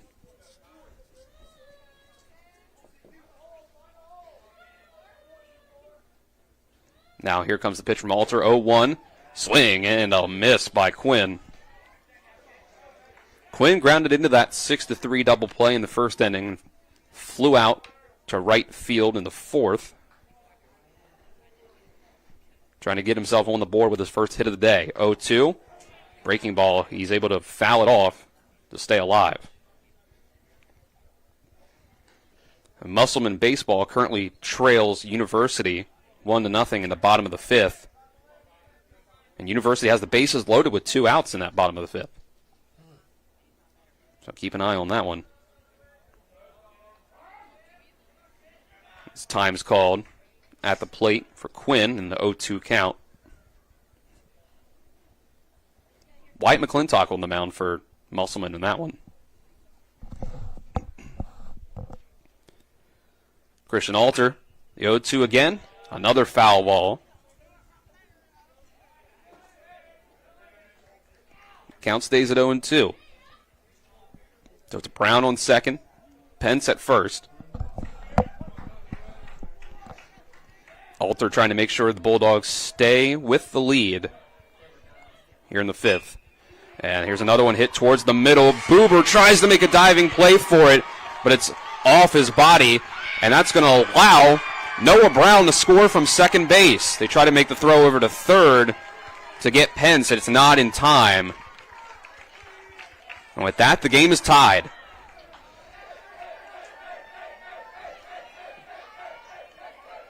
It was a tough play for Buber to try to make. He had to dive for it, and the ball bounced up into his chest.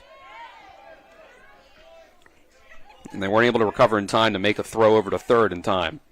So 3-3, runners on the corners for Ian Wolf, who hit a solo home run his last time up.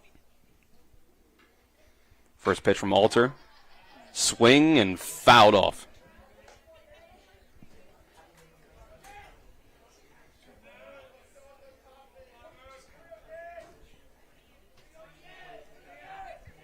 Oh, 0-1 count. Alter, curveball inside for ball 1. Wolf lined out to Braden Oviedo in his first at-bat before that home run in his second. So good contact made in both at-bats. Here's the next pitch. And here's another one deep to left field. Steen going back on it, and it's another home run. This time, an Earl Weaver special 3-run shot.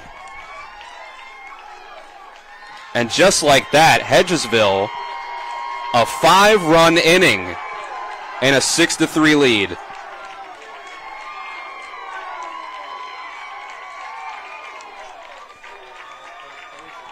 Huge turnaround for Hedgesville in the top of the 5th.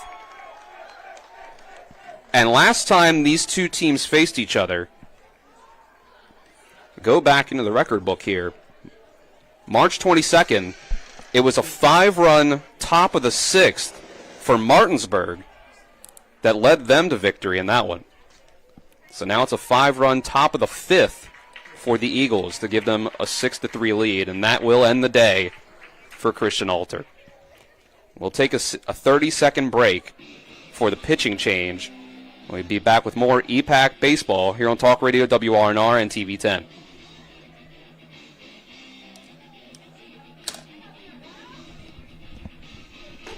On January 18th, Rob Blair was appointed by the Berkeley County Commission to fill the vacancy of sheriff. A retired captain with the West Virginia State Police, Rob Blair is putting his 35 years of experience and training in law enforcement, administration, and supervision to work for the citizens of Berkeley County. A vote for Rob Blair for sheriff is a vote for honesty, integrity, professionalism, and proven leadership. Paid for by Committee to Elect Rob Blair for Sheriff. As looks like it's Owen Rupenthal, southpaw, that'll come up to the mound in relief of Christian Alter after what has to be Alter's first poor performance up on the mound so far this year. He came into this one having pitched in 7 games, 3 of those being starts. He had a 6-0 record, and he had yet to give up an earned run on the year so far. And tonight it is 6 earned from this Hedgesville lineup. And most of that damage being done by Ian Wolf. 2 home runs in his last 2 at-bats. Solo home run in the top of the 4th, and then a 3-run home run in the top of the 5th. So Rupenthal being the DH. Won't change the lineup too much. goes from DH to the pitching mound. So it looks like everything else stays the same across the way. Or no, actually, excuse me. Christian Alter's going out to right field. That's a move that makes sense. Keep Alter in the lineup. Keegan Everhart's gone over to left field. And the first pitch from Rupenthal is a swing and a miss from Cash Dunham.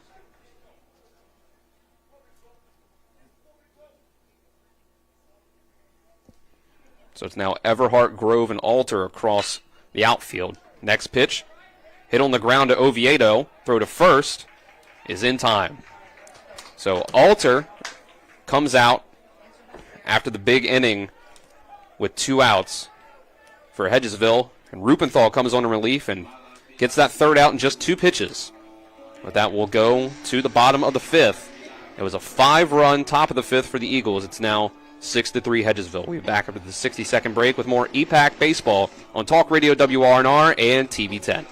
With 4 new car dealerships and 4 used car dealerships in 3 states, Parsons is the largest used car and fastest growing new car dealer in the tri-state area. Take Parsons Ford with huge savings on hundreds of new Fords, financing from 0%. Parsons' goal of financing for all. And Parsons' famous above-market trade-in allowances that help make Parsons #1 for used cars, too. See why so many won't buy anywhere but Parsons Ford in Martinsburg. We became #1 by making you #1 first. Parsons.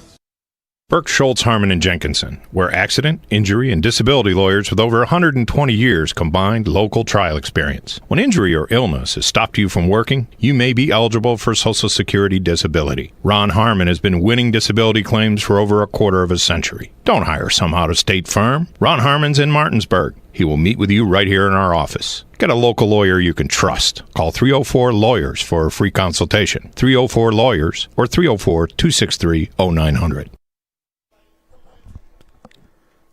Back for the bottom of the 5th. It'll be Mason Elliott staying out on the mound for the Eagles, now with a 6-3 lead over Martinsburg. At top of the 5th, here on Talk Radio WRNR and TV 10, was brought to you by L.A. Roberts Jewelers, committed to excellence in quality, design, and craftsmanship, located at 146 North Queen Street in Martinsburg. Bottom of the 5th, brought to you by the Wagner Law Firm, West Virginia's premier DUI defense attorney. Visit westvirginiaduilawyers.com. So Martinsburg will have to attempt a comeback, and it's Braden Oviedo starting things out. He swings at the first pitch. It's popped into the middle of right center field, and Brett Pedersen's able to get over to it and make the play.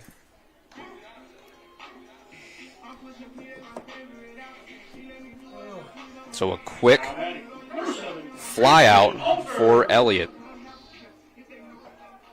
to start the 5th inning. Now Christian Alter, who steps up to the plate now as the right fielder.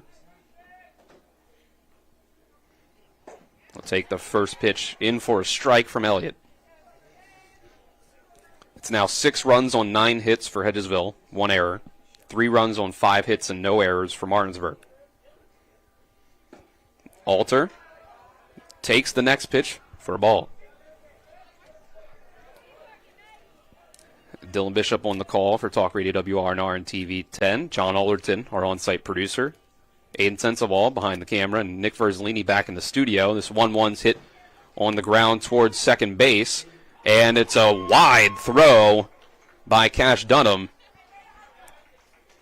That's going to allow Christian Alter to get to first base. So that'll be the second error for Hedgesville so far today.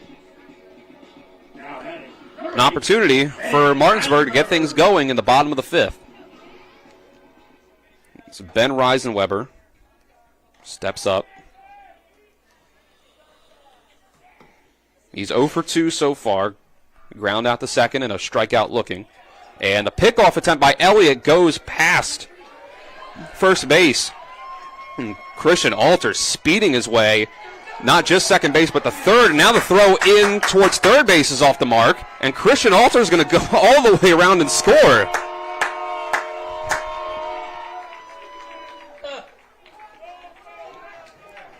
So, big-time mistake by Hedgesville. The errant pickoff attempt. And then the errant throw to get the ball back in. And combine it with the speed of Christian Alter allows him to get all the way from first base to home. And just like that, Martinsburg's only down by 2 now. And Rick Kozlowski behind me in the press box makes a great point that he reached base on an error too. So it was all self-inflicted by Hedgesville there.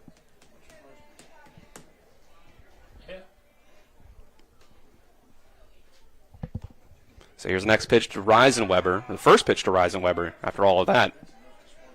It's ball 1.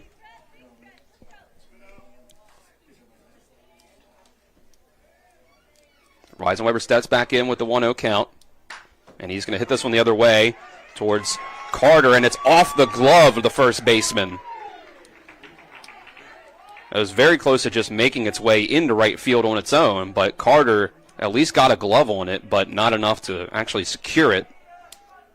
So, in my scorebook, that'll be a single for Ben Reisenweber. And now we're going to get a visit out to the mound for Elliott. Elliott's up to 76 pitches through 4 1/3.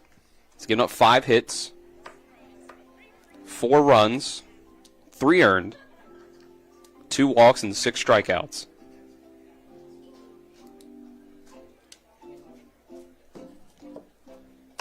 So we'll see if they leave him out there. It looks like they will.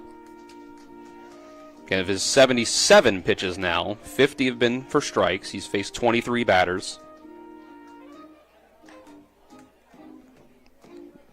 Generally has pitched overall pretty well. There's 6 strikeouts. He's been able to get the Bulldogs to miss and make some weak contact. But the fielding did tack on a run for Martinsburg here in this inning so far. So Owen Rupenthal, now the pitcher, stands in. Takes strike 1. Rupenthal doubled and eventually scored in the second inning and struck out swinging in the 4th.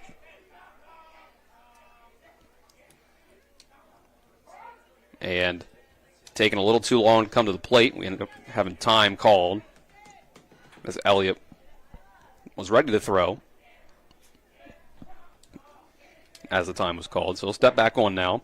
Rupenthal back in the box. Here's the 0-1. Rupenthal cuts it the other way, but foul.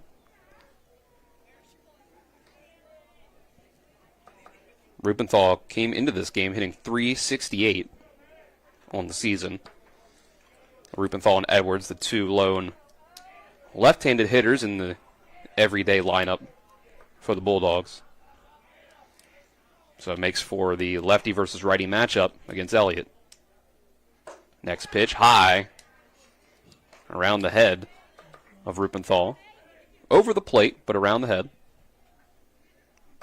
Makes it a 1-2 count. Now Elliott will come to the plate again, fires, and it's fouled straight back. Stays 1-2. You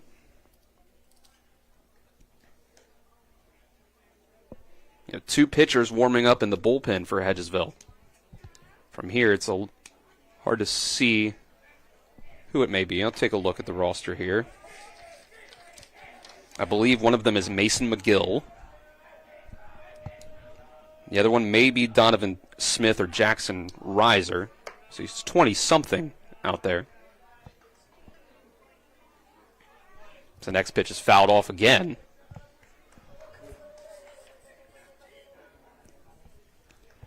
And it'll have to go all the way back to first base now is Reisenweber. I do believe that's Donovan Smith and McGill out in the bullpen for Hedgesville. Another pitch to Rupenthal fouled off. So at the very least, working the count is Rupenthal. Elliott's now at 83 pitches. And he'll step back in for another 1-2 pitch. This one outside and low. So that'll even the count at 2 apiece.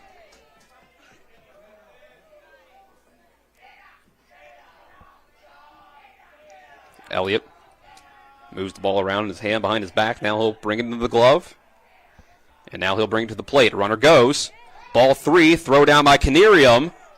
And the tag may have been a little late, but ball came out of the glove regardless, so that'll be a stolen base for Ben Reisenweber.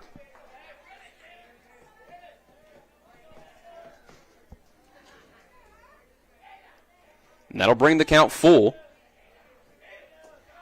Now a runner on second with 1 out. Here's a pitch from Elliott. And that one's called. Strike 3 on the inside corner.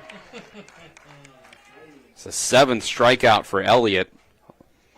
A lot of those called strike 3s right on the corner of the plate. Number 27, Jameer Brown. So that'll be the second out of the inning.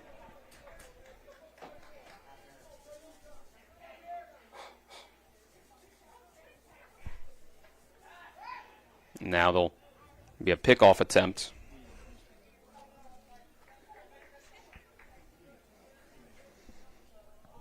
Now Elliott will step back in. Jameer Brown, so far, 1 for 2. RBI single. And a strikeout looking. And that pitch just low. Breaks a little too far for ball 1.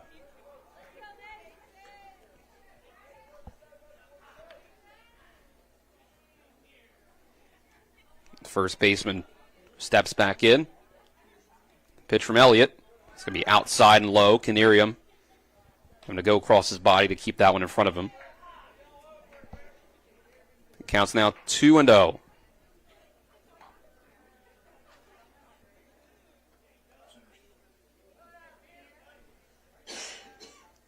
Jameer Brown steps in, looks at strike 1. Here with 2 outs. Elliott tried to limit this damage in this bottom of the 5th to just the fielding errors that allowed Christian Alter to come around the bases and score. 2-1. Catches the outside corner for strike 2.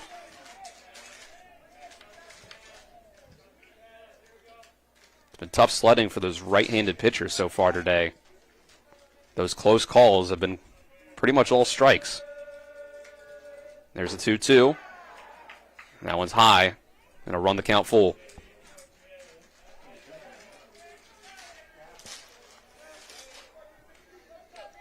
So full count, 2 outs, runner on second base. Martinsburg trailing by 2. And the 3-2 is inside to Jameer Brown for ball 4. That'll be the third walk for Mason Elliott. And it'll be a pitching change as Coach Grove goes out to the mound and signals the left hand for a new left-handed pitcher. So let's take a 30-second break for our pitching change. We'll be back with more EPAC baseball here on Talk Radio WRNR and TV 10. We're the Skinner Brothers. Most folks only need a lawyer once or twice in their lives. And when they're injured or in an accident, most people don't know what to do. We get it. It can be overwhelming. Nobody likes to be told you need a lawyer, but that's why we're here. We want to get you back to your normal life and help you recover. So if you or a loved one has been in an accident, give us a call. Let us figure out how we can get you compensation. Reach us at SkinnerWins.com or Google Skinner Lawyers. We'll treat you like family.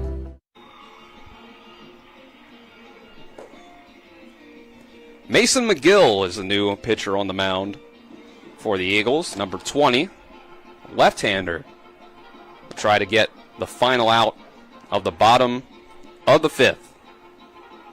So just like Christian Alter, Mason Elliott only goes 4 2/3. 92 pitches for Elliott. Gives up 6 hits, 4 runs, 3 earned, 3 walks, and 7 strikeouts.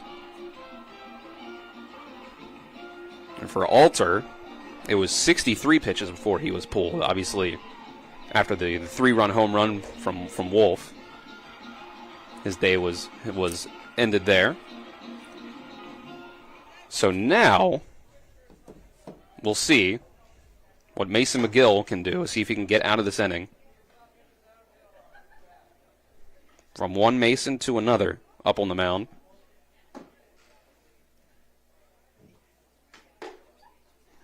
So runners on first and second. And it's lefty versus lefty. Number 20 versus number 20. Braden Edwards, last at bat, sent the ball over the wall in right center field for a solo home run. Struck out swinging in his first at bat. Now he'll face McGill, whose first pitch is called for strike one.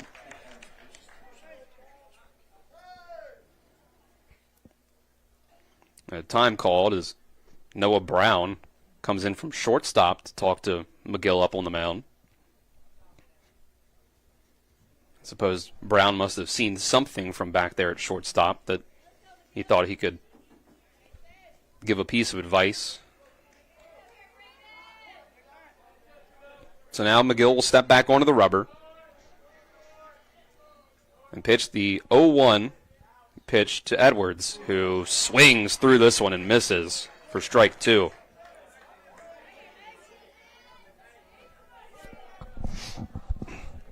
Two runners on base for Martinsburg, but McGill is one strike away from leaving them stranded.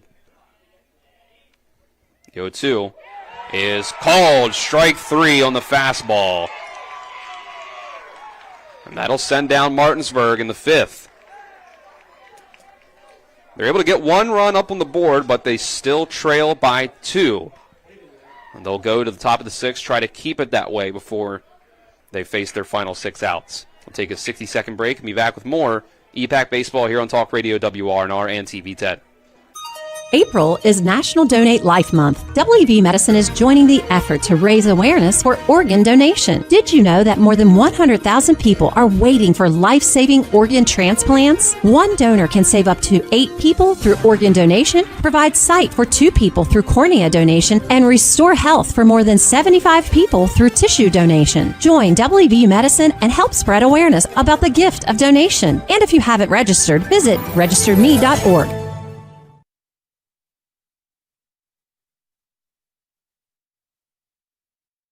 At Carter Myers Automotive, what we do today will tomorrow become what we've done. That's why Owners Just Do More no longer defines us. Our work is never done because what we live by doesn't have a finish line. We care. Our company of owners is moving lives forward every day by finding more ways to care before, during, and after your purchase. Because when you're happy, so are we. Carter Myers Automotive. Proud to be the owners who just care more. Theo Faulkner Park as Martinsburg trails Hedgesville 6-4 on their home field. Top of the 6th inning on Talk Radio WRNR and TV 10 is brought to you by Parsons Ford at 1400 Shepherdstown Road and online at parsonsford.com. They became number one by making you number one first. Parsons. It'll be 6, 7, and 8 in the lineup for Hedgesville. Start things out. Brett Pedersen, the right fielder, take the first pitch from Rupenthal for ball one. Dylan Bishop on the call for Talk Radio WRNR and TV 10. Our on-site producers John Alderton. Aiden Sensabaugh behind the camera. Nick Ferzolini back in the studio. 1-0 pitch. Called strike one. So Rupenthal facing his second batter after being called in the last inning to get the third out, which he did in just 2 pitches. And now this pitch is sent deep in the left field, and Jackson Steen's going to watch it bounce off the wall, throw it in to the cutoff man Buber, but sliding in feet first to second base is Brett Pedersen with a leadoff double.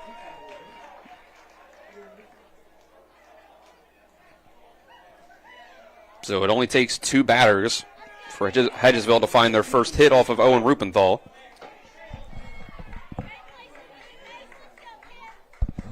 So Hedgesville has a good chance with extending their lead. And now it looks like a balk is called on Rupenthal. Brett Pedersen's awarded third base. And Coach Aaron Byler coming out to the field umpire to see exactly what the deal is, I suppose, as he didn't seem very happy with the call. But he's going to walk back to the dugout. Now the field umpire is having a talk with Rupenthal about what it is that he did that led to the balk. So Rupenthal will have to step back on the mound. The runner on third base now and no outs. And the first pitch into Mason Carter is strike one.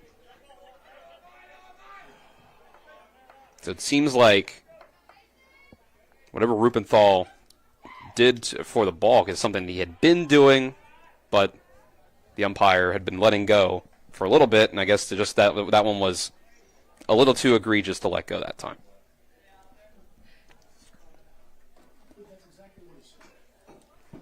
Foul ball on the next pitch. Makes it 1-2.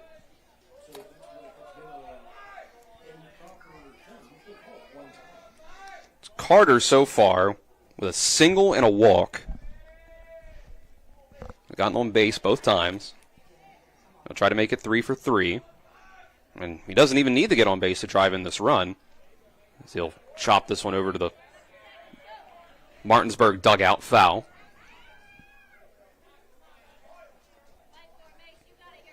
Martinsburg has had 4 straight innings with putting 1 run up on the board.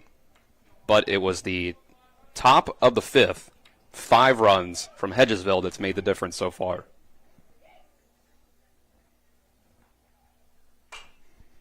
This next 1-2 was fouled off. It's Brett Pedersen, the right fielder, on third base after his leadoff double, and the balk got him to third. Infield is in for Martinsburg. Another 1-2. And that one's called a ball. That seemed like, from my perspective, it broke in onto the plate. But that'll even the count at 2 balls and 2 strikes. And now this fastball is sent back into center field for an RBI single for Mason Carter. Hedgesville extends their lead back up to 3.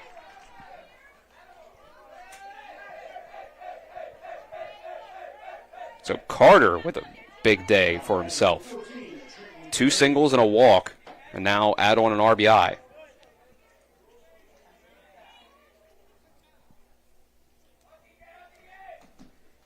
And now it'll be a bunt, running bunt, by Trenton Canerium. And it'll end up being a sacrifice as Rupenthal throws to the bag at first for the first out. So that moves Mason Carter over to second. And just 1 out still. Austin Maynor will step up, third baseman in the 9 spot. Had a single his last time up and came around to score. He's going to swing at the first pitch. This ball's going to be hit in the right center field. Is anyone going to be able to get there? Alter dives, but he's too short. Falls in between for a base hit. He made the dive for it, but just came up maybe 2 feet short of the ball. So it's going to be another base hit for Maynor. 2 straight innings with a single for him. And getting all the way over to third after letting it drop in is Carter. And that'll bring up the top of the lineup, Noah Brown. First pitch from Rupenthal, strike 1. Breaking ball, got himself in there over the middle of the plate.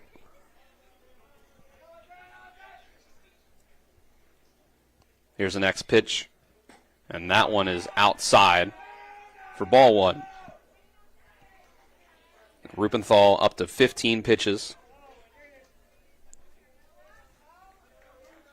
2/3 innings pitched so far. 3 hits, 1 run given up. This next pitch is hit up in the air, foul territory, right field. It's going to be in play, but neither Jameer Brown or Christian Alter is able to get over and make the play. Landed just in between them. Jameer Brown maybe got a foot or two away from the ball, but it was going to be a tough play regardless.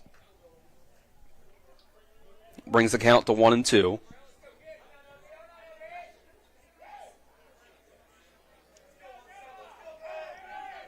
Meanwhile, check back in on Musselman. They're still trailing 2-0 to University after 6th innings. Runner goes on this next pitch.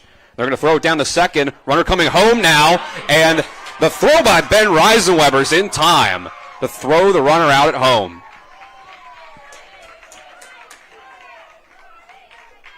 So the double steal attempt doesn't work out.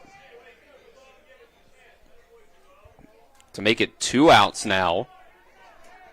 There is a runner on second still, but for the Bulldogs, that's better than a runner on third. And there's 2 outs now. 2-2 count. Noah Brown's going to foul off this pitch.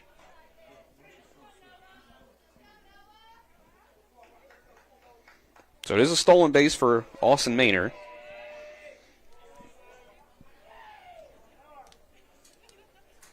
So Rupenthal 1 strike away from getting out of the inning. Time called at the plate.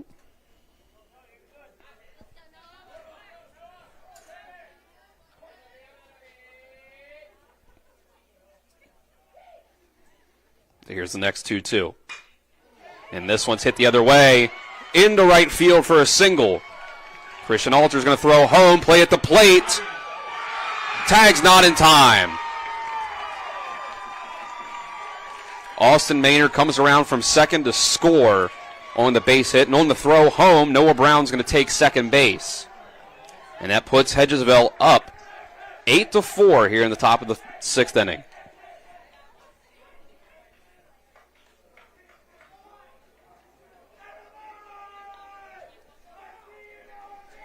The biggest lead of the game so far for Hedgesville. 7 of their 8 runs coming in the last 2 innings. And all 8 of their runs coming in the last 3 innings. Martinsburg held them scoreless for the first 3. Hedgesville got their first one up on the board in the top of the 4th, and the 5-run top of the 5th, and so far 2 in the top of the 6th. So now Landon Pence will come up to bat with 2 outs. A runner on second base. Rupenthal's first pitch is in for a strike.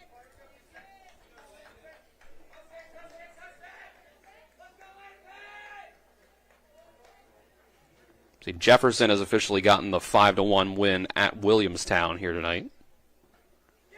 And this ball's in the dirt and bounces off of Edwards and rolls over to the backstop towards Hedgesville's side.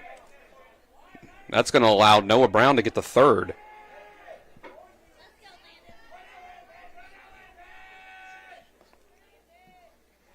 Check in on Washington.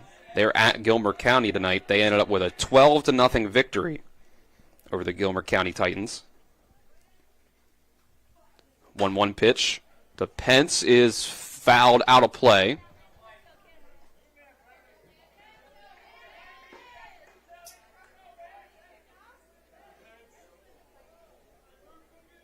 Counts 1-2 to Landon Pence. Hedgesville softball ends up, again, 5-3 victory over North Marion as this ball's hit on the ground to Jameer Brown at first. He'll step on the bag to end the inning. But 2 more for Hedgesville. Doubles their lead from 2-4. So now an 8-4 ball game as we go to the bottom of the 6th. Martinsburg has just 6 outs to work with to try to get back in front. We'll take a 60-second break and be back with more EPAC baseball on Talk Radio WRNR and TV 10. April is National Donate Life Month. WV Medicine is joining the effort to raise awareness for organ donation. Did you know that more than 100,000 people are waiting for life-saving organ transplants? One donor can save up to 8 people through organ donation, provide sight for 2 people through cornea donation, and restore health for more than 75 people through tissue donation. Join WV Medicine and help spread awareness about the gift of donation. And if you haven't registered, visit registerme.org. I pre-planned my funeral to make it easier on my family. They were relieved to know I'll get just what I want. My family actually thanked me for taking matters into my own hands. Turns out having this awkward conversation wasn't awkward at all. Pre-planning is my choice. There are certain things about me my family may not know. Now they won't need to guess. The choices are yours. The peace of mind is theirs. Pre-plan your funeral with Brown Funeral Homes and everything will be taken care of. Find out more online at brownfuneralhomeswv.com. Brown Funeral Homes, here for you. Back for the bottom of the 6th here on Talk Radio WRNR and TV 10. Bottom of the 6th is brought to you by WVU Medicine, Berkeley and Jefferson Medical Centers, leading healthcare here and everywhere. Martinsburg's up the bat, trailing by 4 after some big innings by Hedgesville in the 5th and 6th. Put them out in front by 4. It'll be the bottom of the order. And then up to the top, 9-1-2. Keegan Everhart starts off with taking strike 1 from Mason McGill, who stays up on the mound. Next pitch is inside for ball 1.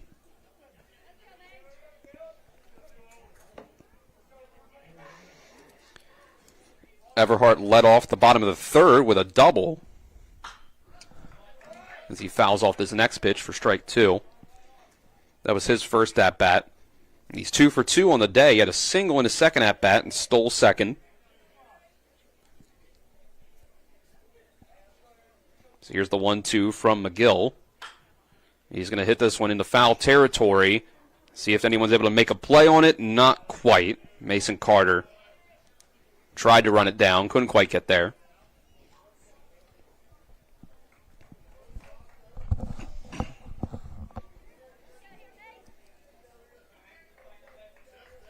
But despite giving up 4 runs, 3 earned, Mason Elliott is in line to be the winning pitcher if this lead holds up for Hedgesville.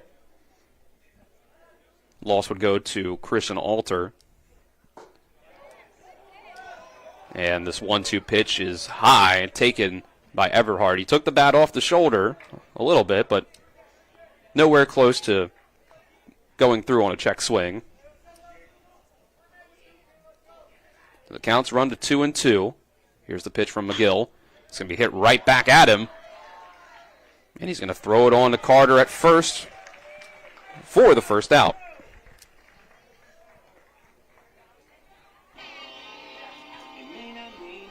So it'll bring back up the top of the order for Martinsburg. Isaac Grove so far has reached base twice, but it's been on an error and a walk. Struck out looking in his first at-bat. Reached base on a throwing error by the pitcher. He takes strike 1. In the 3rd inning is when he reached base on the error. And then in the next inning, the bottom of the 4th, drew himself a walk. And he'll cut through the 0-1 for strike 2.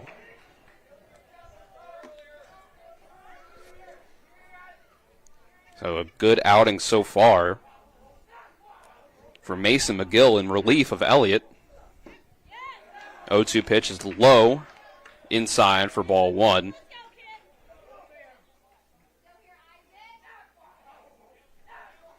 It's been 2 batters faced and 2 outs for McGill. Here's the 1-2, and it's going to run inside and hit Isaac Grove on the left leg.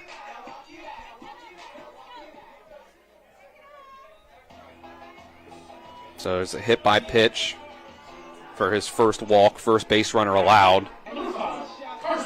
I suppose that's on me. I said he was doing well for his first 2 batters. Announcer's jinx. So that'll bring up Carson Buber. Buber takes the first pitch for a ball outside.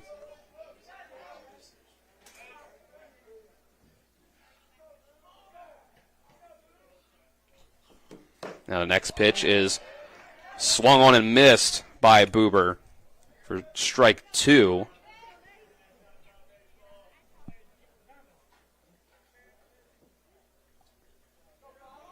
And McGill looks over at first and now comes again to the plate, and it's a swing. Missed by Buber. That was strike 2. So it was 1-1 going into that.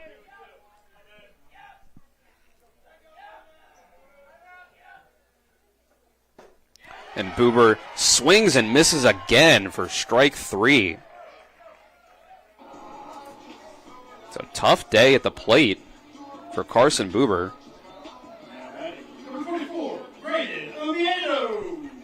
And Buber 0 for 4. 2 strikeouts and 2 flyouts. Now Braden Oviedo, a last chance in the bottom of the 6th. He takes strike 1 here with 2 outs, runner on first. Just 4 outs for Martinsburg to make up 4 runs. McGill makes the pickoff attempt. Doesn't get there. And Grove had to slide and then kind of crawl a little bit back to the first base bag. The 0-1 pitch is outside for ball 1. Oviedo pretty quiet on the day, 0 for 2. He's drawing a walk. Outside of that, grounded out the shortstop and flew out to right field. And he's going to hit this one back into center field. There's his first hit of the day. Got a bit of a reverse jinx that time. So now runners on first and second for the Bulldogs.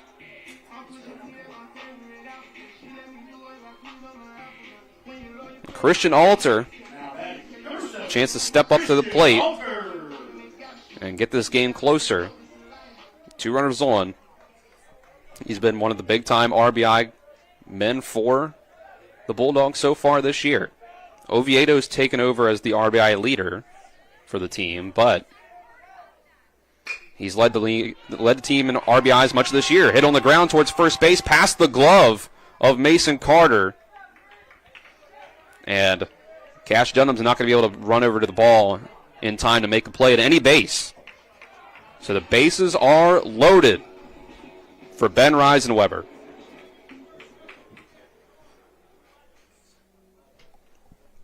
It's Grove at third, Oviedo at second, and Alter at first. The first 2 hits allowed by McGill in these last 2 batters.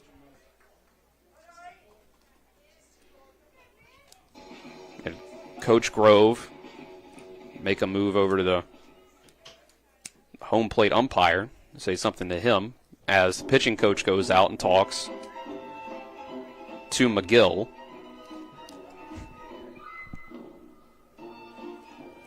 Looks like it'll just be a meeting here. It's a big at-bat.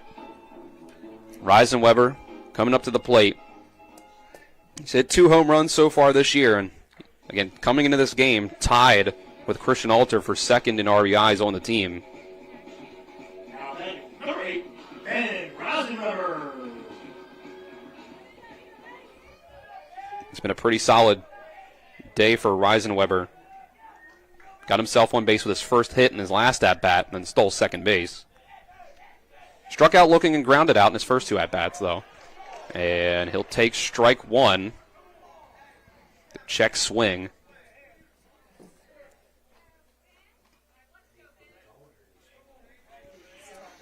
So far, it's been 1 RBI for Brown and Edwards so far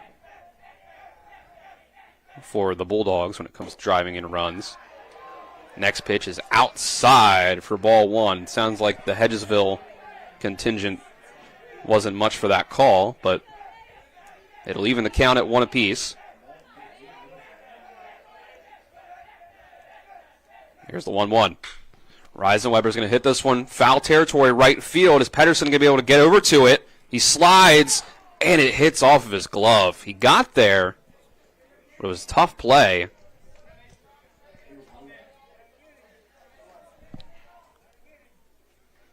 So that'll just be strike 2.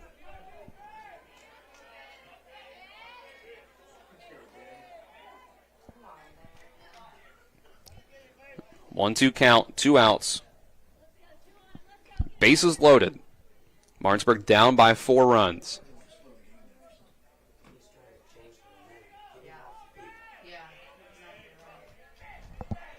Now Reisenweber, after a longer break between pitches this time, steps back in. McGill shakes off his catcher at first, now gets the sign that he likes.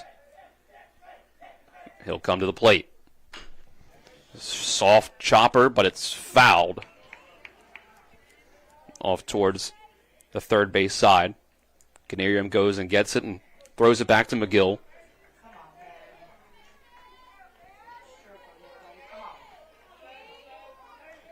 Reisenweber's hit .375 so far this year coming into this game. Here's the next 1-2. Swung on and missed. Huge strikeout for Mason McGill. Keeps Hedgesville's lead at 4 runs going into the 7th inning. So Hedgesville will have one last chance to extend the lead before trying to get the last 3 outs. 8-4 Hedgesville. So we go to the 7th. We'll take a 60-second break. When we come back, see what the Eagles do in the top of the 7th. This is EPAC Baseball on Talk Radio WRNR and TV 10. With 4 new car dealerships and 4 used car dealerships in 3 states, Parsons is the largest used car and fastest growing new car dealer in the tri-state area. Take Parsons Ford with huge savings on hundreds of new Fords, financing from 0%. Parsons' goal of financing for all. And Parsons' famous above-market trade-in allowances that help make Parsons #1 for used cars, too. See why so many won't buy anywhere but Parsons Ford in Martinsburg. We became #1 by making you #1 first. Parsons. Radon is the second leading cause of lung cancer deaths in the United States each year. But do you know the radon levels in your home? Home is a place to live, love, and laugh, not a place to breathe air containing radon. The Berkeley and Morgan County Health Departments are distributing free confidential radon test kits, and you can get yours at the Berkeley County Health Department office in Martinsburg and the Morgan County Health Department office in Berkeley Springs. Protect your home and family. Get your free radon test kit today.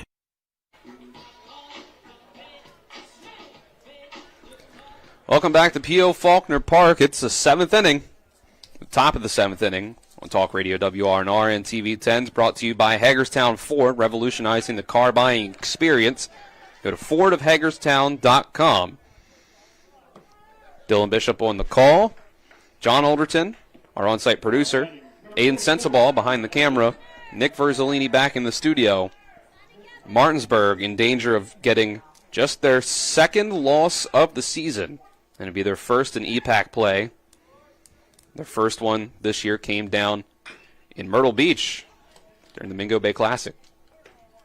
First pitch to Connor Quinn is fouled off. Owen Rupenthal stays out on the mound.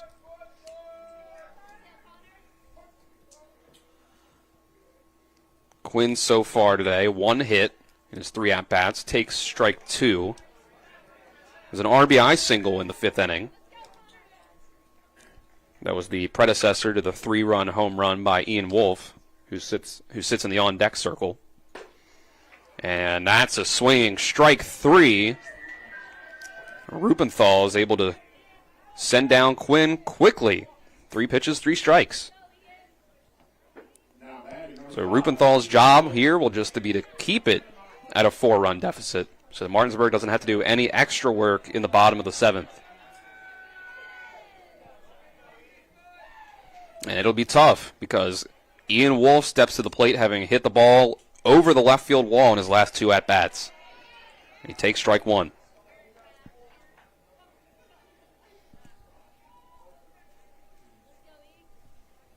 0-1 from Rupenthal is taken low for ball one. Again, it was a solo shot for Wolf in the fourth and a 3-run home run in the fifth. Part of that 5-run top of the fifth for Hedgesville. Rupenthal, the 1-1. Wolf is going to take it for strike two. So, Wolf looking for the perfect pitch here as he's let the first 3 pitches go. And he'll let the fourth one go as well, as that one's in the dirt. Makes it 2-2.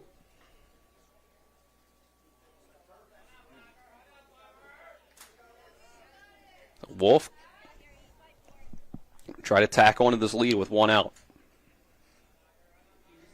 Rupenthal winds and throws, and Wolf will hit it the other way, but foul down the first base line.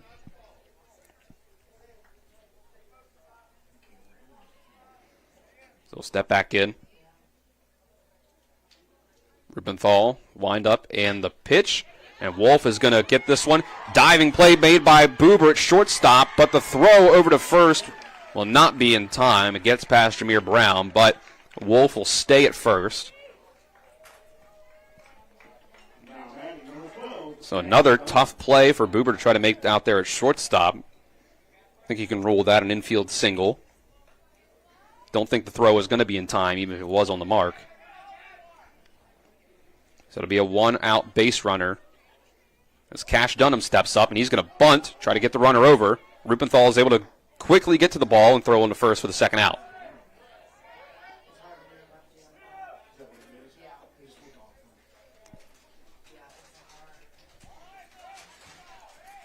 So that's going to make it 2 outs. Runner on second now. So Hedgesville just trying to manufacture 1 extra run, try to give themselves a 5-run lead going into the bottom of the 7th, with Martinsburg just having 3 outs to work with. Pedersen will come up. He led off last inning with a double and eventually came around to score. Apart from that, grounded out in the second and popped up for an out in the fourth. First pitch to him, check swing, but he went through, called strike by the umpire.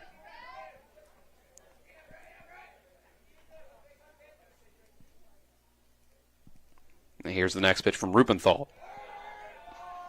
That one's low, bounces in front of Edwards for ball one.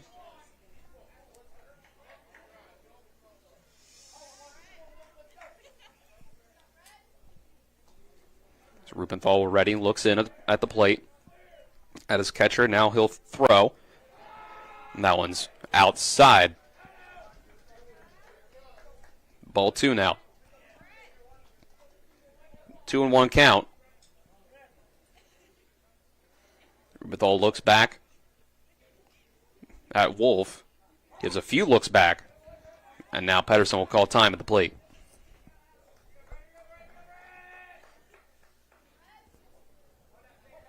Quick time, though. Steps back in. Rupenthal looks, throws. This one's going to be hit sharply on the ground to second. Reisenweber bobbles it for a second, lets it hit off him, but he'll make the throw to first in time. Plenty of time for the third out. So Hedgesville not quite able to extend the lead, but they still go into the bottom of the 7th with a 4-run lead, looking to hand Martinsburg their first loss in a game played inside the state of West Virginia and in EPAC play. So let's go to the bottom of the 7th after this 1-minute break.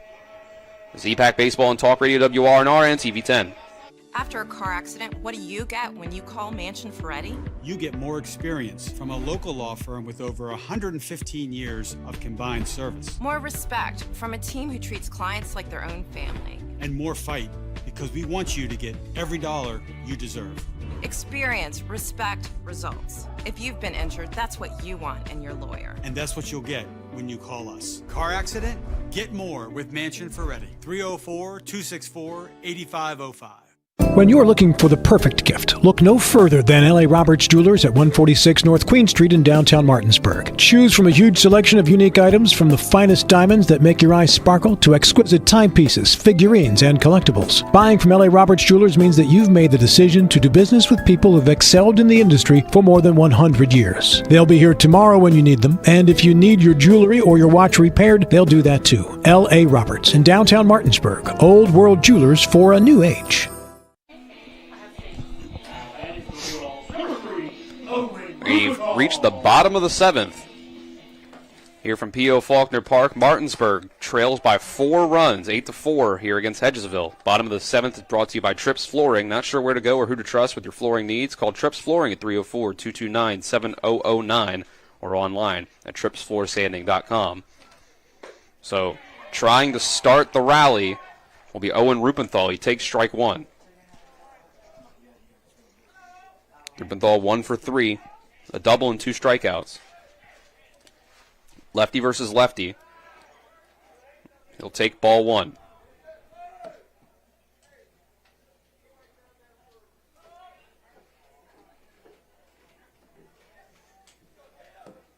So 1-1 count to Rupenthal. He'll step back in. And Martinsburg's only loss of the season came at the Mingo Bay Classic on April 2nd.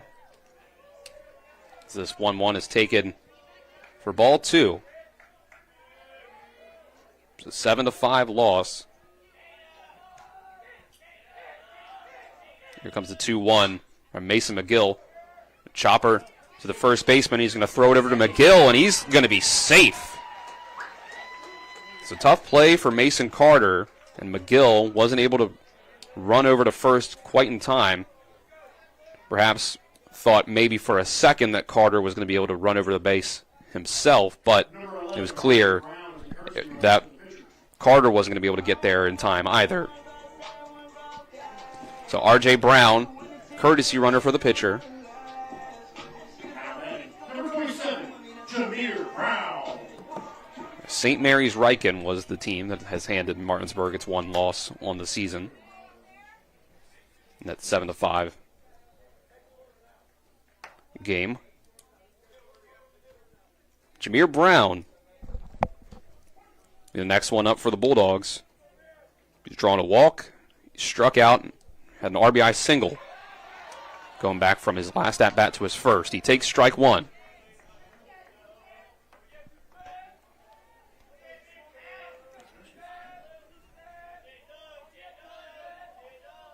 Here comes the next one, and that one's inside. Just to get out of the way of that one. McGill, so far, 29 pitches, 21 for strikes. Inning and a third. He's getting up 3 hits and struck out 3. Jameer Brown gets a good hit on this one, but it hooks out of play down in left field.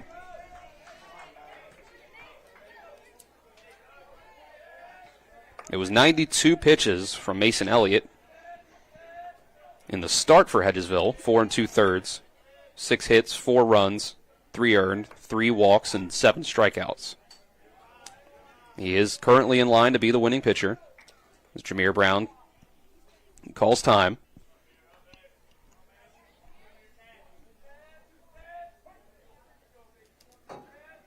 Now McGill steps back onto the rubber, 1-2 count.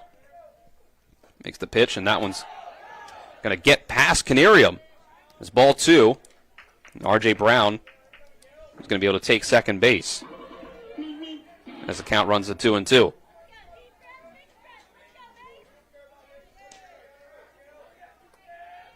So the sophomore Brown, with every at-bat being important now for the Bulldogs, step back in. And he'll take this one high up at the eyes for ball 3. Full count now.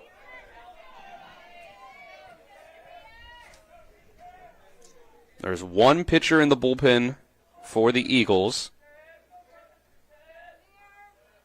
Here's the 3-2. Brown is going to foul this one off the other way over the Hedgesville dugout.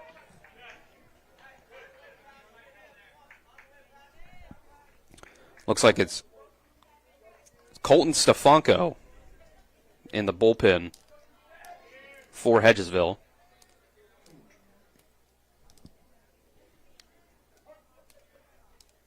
It's another 3-ball, 2-strike count against Jameer Brown. Time called.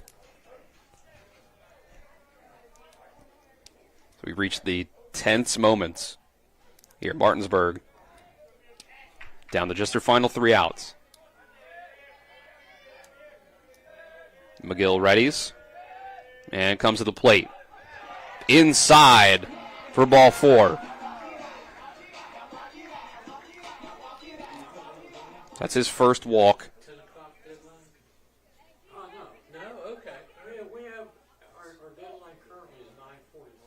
It's going to be second walk.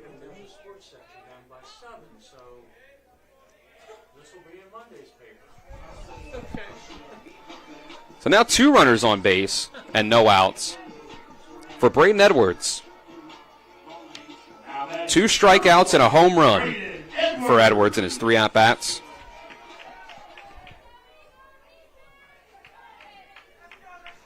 That last strikeout was against McGill. It was the first batter that McGill faced. Lefty versus lefty. He will foul off the first pitch off the mask of Canarium behind the plate. The umpire will, as a courtesy, walk the ball out to McGill. Now have the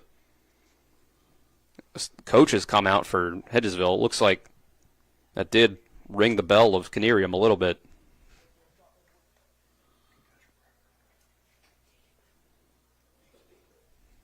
So to see if he's all right. He's getting, discussing things with his assistant coach, and home plate umpire is there as well.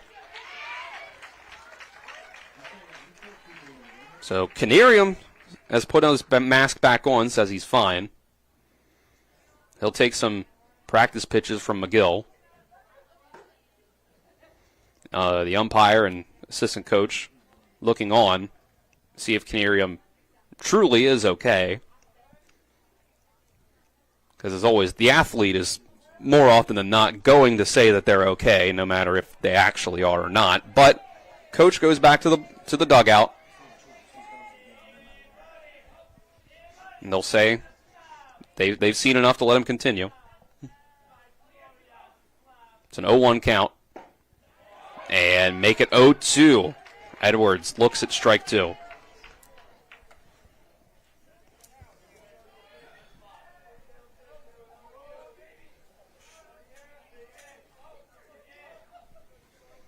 Now McGill readies and fires. That one just outside for ball 1.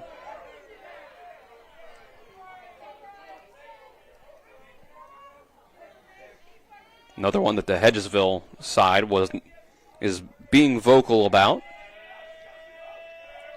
Counts 1-2. Hit the ball on the ground to shortstop. He's going to throw the ball to third and get the lead runner.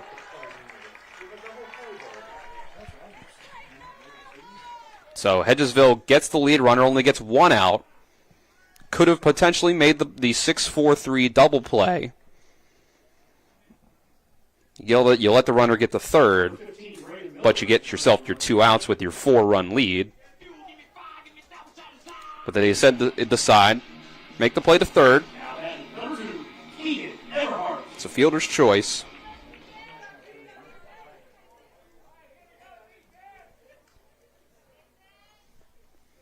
So it's Keegan Everhart.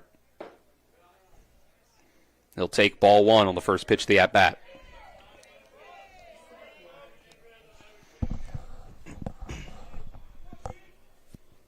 McGill looks back at second base. Now comes, and that one really backs up Everhart off the plate. The spin out of the way to make sure that one didn't hit him.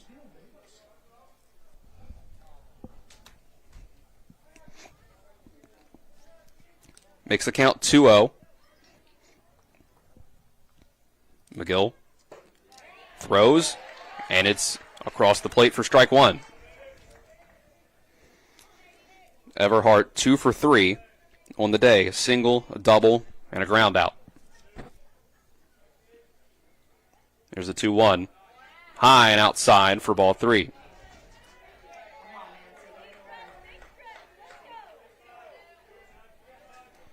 So Mason McGill out of the bullpen. He's pitched an inning and 2/3 already so far. This will be his 45th pitch. And that's grounded to short. They get one, but Everhart, they're not even going to make the throw to try to get him for the double play. The speed that he has. But they do get the second out. Another fielder's choice. Number 25, Isaac Rose. So they get the first out on a 6-5 fielder's choice, and that one will be 6-4. Martinsburg's back at the top of the lineup, but with 2 outs, still trailing by 4. 2 runners on, first and third. Canarium comes out from behind the plate to give his infield some signals. Now Grove will step back into the box for his 5th at-bat, where he's gotten on base 3 times, but hasn't gotten a hit. He takes strike 1. Struck out looking in the first, reached on base on a throwing error in the third, drew a walk in the fourth, and was hit by a pitch in the 6th. And he has to move out of the way of that one to not be hit again. Now we're even at 1-1.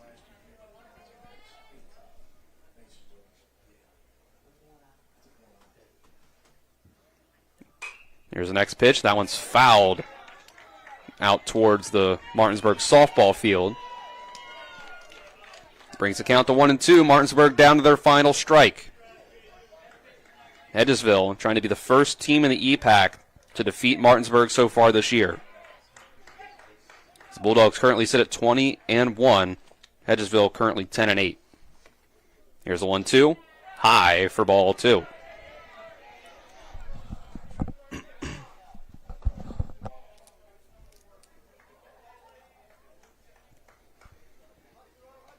McGill gets a ball thrown back to him by Canarium. Umpire throws a ball back over to the Martinsburg dugout. Counts 2-2. Brown on third, Everhart on first. Here's a pitch from McGill. Fouled, straight back. Just trying to make sure that Aiden Sensabaugh behind the camera is still awake out there. That's all that was.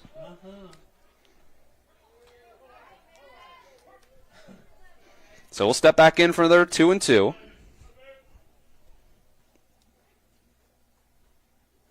McGill's pitch, fouled back again. So Grove's keeping himself alive as he needs to.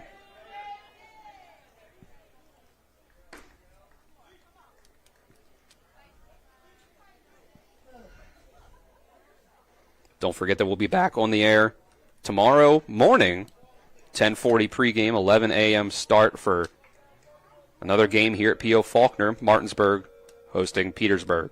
Here's the 2-2. Swing and a miss. Hedgesville is the first team in the EPAC this year to beat the Bulldogs. 8-4 victory for the Eagles. Mason McGill strikes out another one. His 4th strikeout to end the game.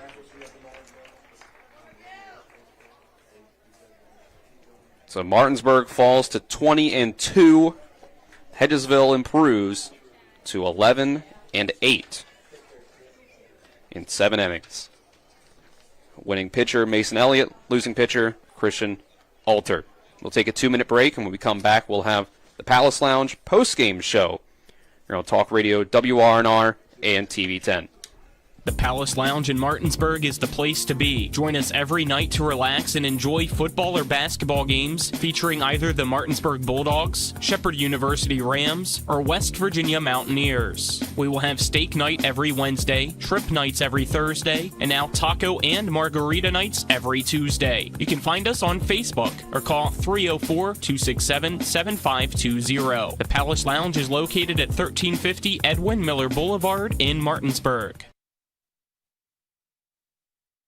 At Carter Myers Automotive, what we do today will tomorrow become what we've done. That's why Owners Just Do More no longer defines us.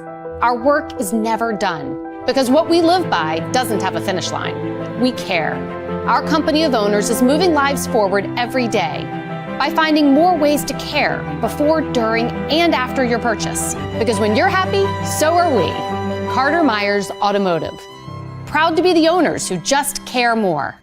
My kids, you know I want the best for you, don't you? We need to have a conversation. End-of-life planning is no one's favorite discussion, but the relief of having everything in place when the hour of need arrives is a gift. Give it to your family. Plan ahead with us. Brown Funeral Homes, a leading provider of cremations, invites you to explore the many flexible options of cremation. From environmental considerations to the benefit of greatly reduced cost, it may be the perfect answer for your family. Online at brownfuneralhomeswv.com. Brown Funeral Homes, here for you. The Skinner family has been representing West Virginians for more than 50 years. We've changed the name of our firm to Skinner Accident and Injury Lawyers because we want to be clear about what we do. We represent people who have been in car, truck, and other catastrophic accidents. We're here to be a voice for the injured and vulnerable, and we take that job seriously with deep commitment to serving our clients wherever they are. Just Google Skinner Accident Lawyer or visit skinnerwins.com. We'll treat you like family. Welcome into the Palace Lounge Facebook page, Palace Lounge post-game show, excuse me, on Talk Radio WRNR and TV 10. You'll see here at the end of the read how I got there. Brought to you by the Palace Lounge on Edwin Miller Boulevard in Martinsburg with a full lunch and dinner menu with daily specials in a clean, comfortable atmosphere. Check out the menu on the Palace Lounge Facebook page.